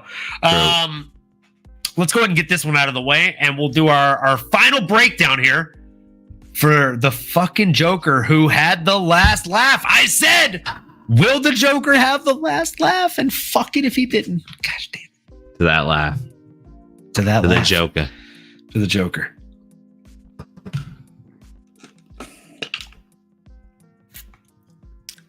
Well, he just about the ice of Baja Blast. So he just about stole that hype train, huh? Didn't he? He stole a train. It was the hype train of Joe Piper. He didn't steal that train. He fucking he threw a couple sticks of dynamite on the tracks, brother. He blew that train up. Yeah, maybe that's what he did. He blew it up. He had his bricks of dynamite, and he had his cavalry on horseback, and he was ready to take all the cargo on that train, man, on that hype train that was Joe Piper. But yeah, hey, absolutely a clinic of a performance. Like I mentioned, I think he just really knew how to not gas himself out. Again, he let Joe Piper, and I say let because he was just playing possum here. That's really what was happening. He was shelling up. He was letting Joe hit him with everything he had and let Joe outstrike him those first 2 rounds. But that 3rd round, outstruck Joe 2-1. 4th round, 3-1. Last round, round 5, 10-1. 52 strikes landed, only 6 by Joe Piper, ladies and gentlemen. I know you've been hot with all the stats today, but I had to drop some of those because that's craziness, y'all. The Joker does not play. He knows your weakest freaking link, man. And he finds it, he exposes it. And he didn't even have to use a lot of that wrestling, right? I think that was my one thing. Is he's going to use some wrestling? Is he use some grappling? Is it going to be this chess match on the ground? And he did get some takedowns down the stretch. I have to admit that it's not like that was not in the arsenal, but he did not need to rely on it. I mean, the whole fight, he only had 2 takedowns. He landed one of them, and the last one was in the 5th round, and it was just to keep Joe on his back from, knocking him out or anything crazy happening when he already had it in the bag, basically. And Joe, 0 for 6. Oh, and I did not expect Joe Piper to attempt more takedowns than Jack Hermanson, but did you expect that kind of onslaught, that early barrage and then the slow takeover of a Jack Hermanson? Was that on the docket? Anything else stick out to you? I honestly almost wish I could say that I didn't anticipate exactly this happening. I knew Joe Pyfer was going to come out and throw lead, right? I knew he was going to throw everything but the kitchen sink, and at times fucking even the kitchen sink.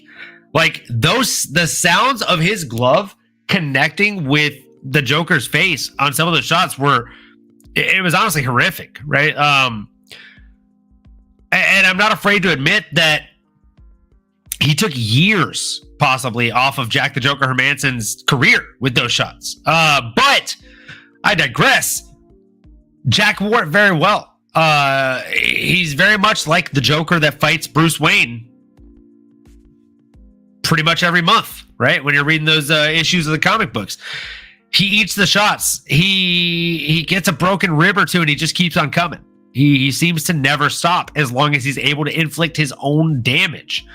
And much like the Joker in the DC comic books, the damage he was inflicting wasn't just physical, it was emotional. It was mental. You could see our guy Joe Pyfer quit in between rounds 2 and 3. I don't know if you were watching this at a family function, at a date night, at an event, however the case may be. I know how the cookie crumbles. No judgment zone here. This is no filter, as you can see, up until the right there. But I digress. I didn't get to watch it live. So I blocked out the spoilers, and I came home and I watched it that night, and then I watched it again today. And, man, I got to be honest with you. In between rounds 3 and 4, in between round 2 and 3, Joe Pyfer went to his corner, and the first thing he said, Nano, you're going to love this, is, did I win that one? If you're going to the corner and the first thing you say is, did I win that one? You lost that one. 9 out of 10 times you lost that one. And 10 out of 10 times you didn't fight your best fight. Because you're worried. Again, like you're concerned with what's taking place, and that means you didn't fight your best fight. That means you don't think you won or did enough to win. So, Joe Pyfer going into the 3rd round with that mentality, brother, it's early. I hope you packed the lunch, kid. You got 3 fucking rounds left. You're 2/5 of the way through the fight. For those of you that are bad at math, again, no filter, no judgment. That's less than halfway into the fucking fight. So if you're in a bad place, if you're in a bad shape and you're a bad way, oh boy, you got a long way to go, and you might as well just be a scrap of meat surrounded by dogs. You know what I'm saying? Because they're about to tear you apart. Jack the Joker Hermansson just happened to be that dog. I saw this fight going exactly that way. I told you after 7 minutes, Joe Pyfer starts to fade. If you look at this fight actually going back to kind of by the round, you can see significantly what happened here. So in round 1, again, you're gonna love this stat. No, I don't know if you're ready for it, but you're gonna love this. So round 1, you had 42% to 41%. Who do you think had the higher significant strike accuracy? I mean, going in, I would have said Joe, but I gotta assume Jack did. Yep.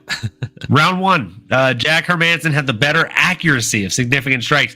Now, mind you, he landed 16 compared to 24. Okay, but he landed at a better clip. Let's go ahead and fast forward to round 2. 50 to 36%. Who do you think had the higher accuracy clip of significant strikes landed versus thrown?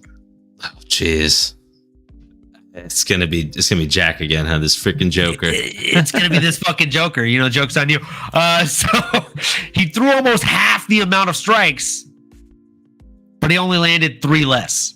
So it was 38 to 60 thrown and 19 to 22 landed. Jack Hermansson, 50%. Let's go ahead and jump into round 3, shall we? 53% to 30%. I know this seems like kind of a moot point, but who do you think had the better significant strike accuracy chance there? Ooh. Is Joe gonna sneak one in here? No, it's the Joker. Not a chance, brother. It's the Joker. Joker at 53% over 30%, landing 37-20 this time. Now is when he started to pick up steam. So in round 1, he had the higher percentage, 16-24. Round 2, higher percentage, 19-20. As you can see, first 2 rounds, as your boy predicted, landed less. But to the untrained eye, he's winning. To the trained eye, he's still in the fight, so he's probably going to win this fight. Now, moving into round 4, where it really starts to get into the championship grit, what happened?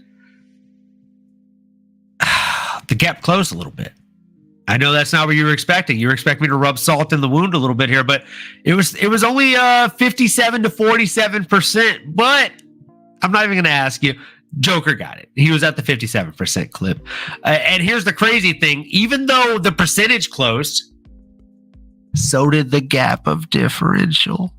So Jack the Joker Hermanson actually took over 100% in this round because he landed 33-22 on significant strikes landed. And do you want to take it? Do you want to take a guess at what the differential was on the total strikes landed in round 4? Ooh, 1 to 2, 1 to 3. Maybe 1 to 2. Yeah, maybe 1 to 2, somewhere in there. It was a almost 1 to 2 perfect exact differential. So it was 23-58 landed of total strikes. And when it comes to significant strikes, again, there's an 11 strike fucking differential. Mind you, Joe Pyfer only landed 22 significant strikes. There's still an 11 strike differential. So that's a third of the difference, right? So we really started to take over the complexion of this fight, lead the dance, so to speak. Now, this is the part that, I'm going to be honest with you, Jive Turkey. I don't like this part. I don't like rubbing things in people's faces. That was a lie. So here's the thing. In this 5th and final round, and I told you, every round after round 2, it's going to get bad. It got really fucking bad, rounds 3 through 5. But the 5th is arguably, and again, if you want to argue with me that I'm wrong here, I will fight you in the streets, folks, because it's statistically proven, okay? I'm not being a dick. If it's factually proven and statistically proven and numerically proven, you'd be hard-pressed to prove a point against me right now, folks. So we had a 48% to 19% significant strike accuracy. Do you want to take a guess at who had the 48%? I mean, it's got to be our boy, right? It's got to be our boy. It's got to be our boy Joker. And now, oh man, I almost hate to say this out loud because, like, when I was writing down these stats, it felt better than when I'm saying them out loud, if I'm being honest. There was a 1 to 3 differential of significant strikes landed in that final round. So not only did our guy land at twice the accuracy differential, but he landed 3 times as many total significant strikes. It's tough. It's tough. 16-4 on significant strikes landed. And I mean, the total strikes is just honestly disturbing. It's 52-6. Wild down the stretch. 52-6. If me and you go to Thailand next year and I'm landing on you like that, like, I'm tapping out. I feel bad. At some point, your hands will give out. Like, brother, I feel bad. I'm like, all right, we got some good content for the channel. He's my boy. We're good. I got a moral victory. We're fine. I don't want to hurt the kid. Like, I love this guy. Brother, like, 52-6? I'm saying this out loud on the podcast because there's no part of me that thinks, like, even if I train and you don't, 52-6 is big time tough, kid. That's big tough. Big yikes. Anyway, you slice it. In the 5th round, too, man. That's what sucks. And you mentioned it. I mean, no gas tank. I mean, he just was not, and I don't want to say he was not able to dig deep enough, but it's just when all, your exhaustion, all of your energy leaves you, it's like, what do you have? It's those skills. And honestly, the X factor was that even that takedown, like, at a minimum, like, even if Joe wanted to try to give himself a shot, Jack took him down, and he was just a sitting duck. I mean, the middle of the octagon, couldn't, shimmy your way back. No explosion at that point. I mean, he had no answer for it, right? He could have sat there. He could have did that in the first minute of that last round, and he would not have been able to get up, I think. That's where I thought, he unfortunately still has a little bit of a ways to go when it comes to that part of his game. Yeah, I completely agree. I mean, Joe Pyfer is one of those guys that's just going to put it all out of there, and he's a finisher, right? Like, he's going to finish you or get finished. And in this case, he proved hard to be finished, at least. But Jack the Joker Hermansson is also not a prolific finisher. So I don't think we learned a whole lot about Jack Hermansson other than, when it comes to a 5-round fight, if you're betting on Jack Hermansson, fuck boy, come round 3, you're going to be looking at his gas tank like, where are you? Because it's tough. It's tough. When you throw every single fucking ounce of yourself into every single strike, it's just a matter of time until the gas tank hits this. It happens. So that's what happened in this one. Now, the real question that I love to answer on this podcast, this is probably one of my favorite things about the post-fight shows and the recap shows, is what's next for Jack the Joker Hermansson? And of the person that you think should be next for him, will Jack the Joker Hermansson have the last laugh? Real talk, though. Who do you have on the tip of your tongue for one Jack the Joker Hermansson? Oh, man, this is a tough one, brother, because he's sitting in an interesting spot. He's number 10 at the middleweight division. And all those guys in front of him are absolute dogs, right? But he's lost to a couple of them. So, how much do you reward someone that has lost to some of these guys as well? I mean, I don't think I can go any farther than a Brendan All-In Allen, but that doesn't do him any favors, right? And Brendan All-In Allen already has a fight against Martin Vettori upcoming in April, so doesn't even make sense. Nasruddin Imavov, I mean, I suppose maybe 8 versus 10, just fought recently, beat Roman Dolidze, who's sitting there in the middle for some reason.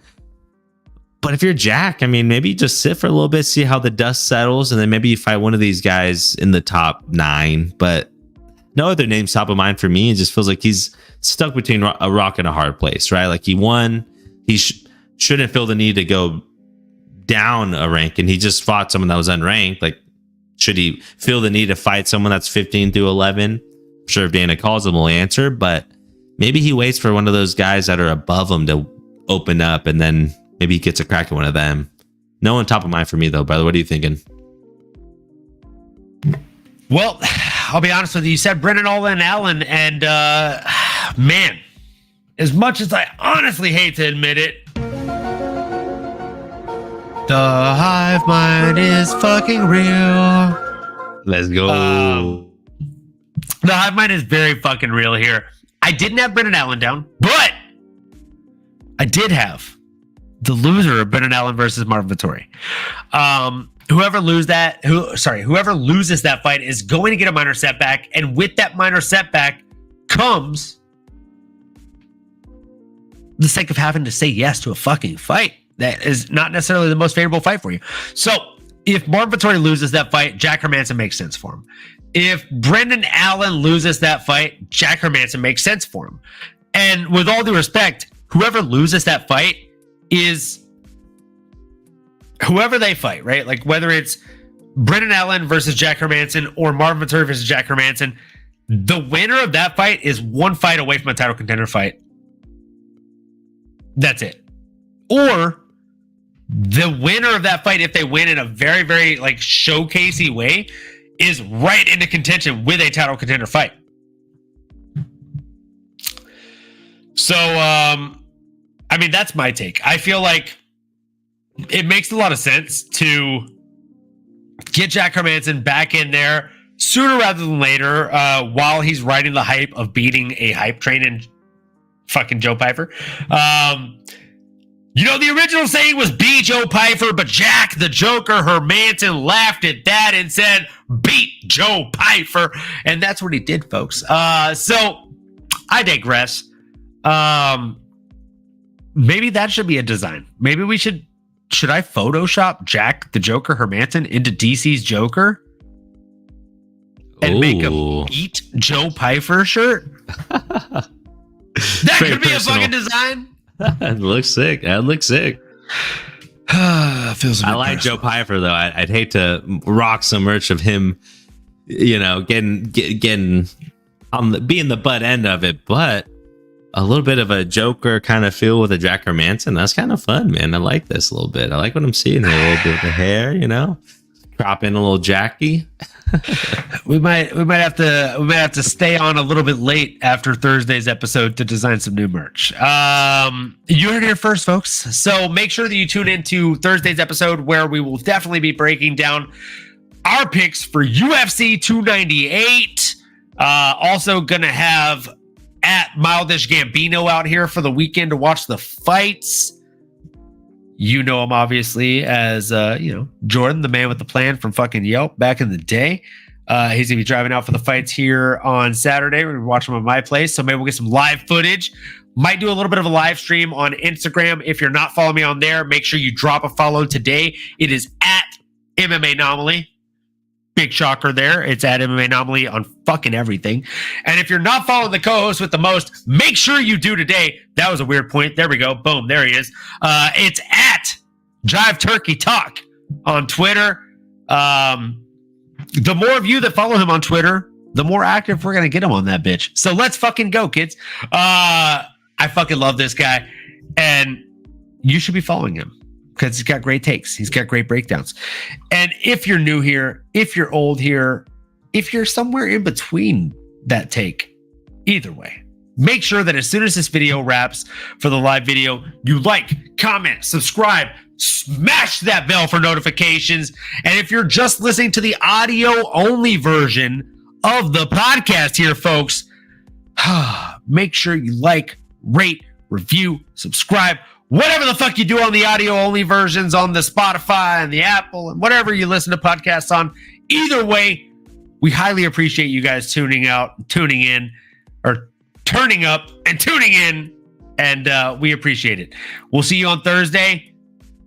I'm MMAnomaly, and this is my host, Jive Turkey Nano. And as we like to say on this podcast, keep on going and keep on growing. And we'll see you next time, folks. You've been listening to the MMAnomaly Show. No filter. As you may have been able to tell, we dig the MMA, and our passion is to dive deep into the upcoming fights, give you our expert breakdowns, and help you make sense of all the chaos that is the fight game. We hope you've enjoyed the show. If you did, make sure to like, rate, and review. We'll be back soon, but in the meantime, make sure to find us on YouTube, Twitter, Instagram, and Twitch at MMAnomaly. Be cool, and we'll see you next time.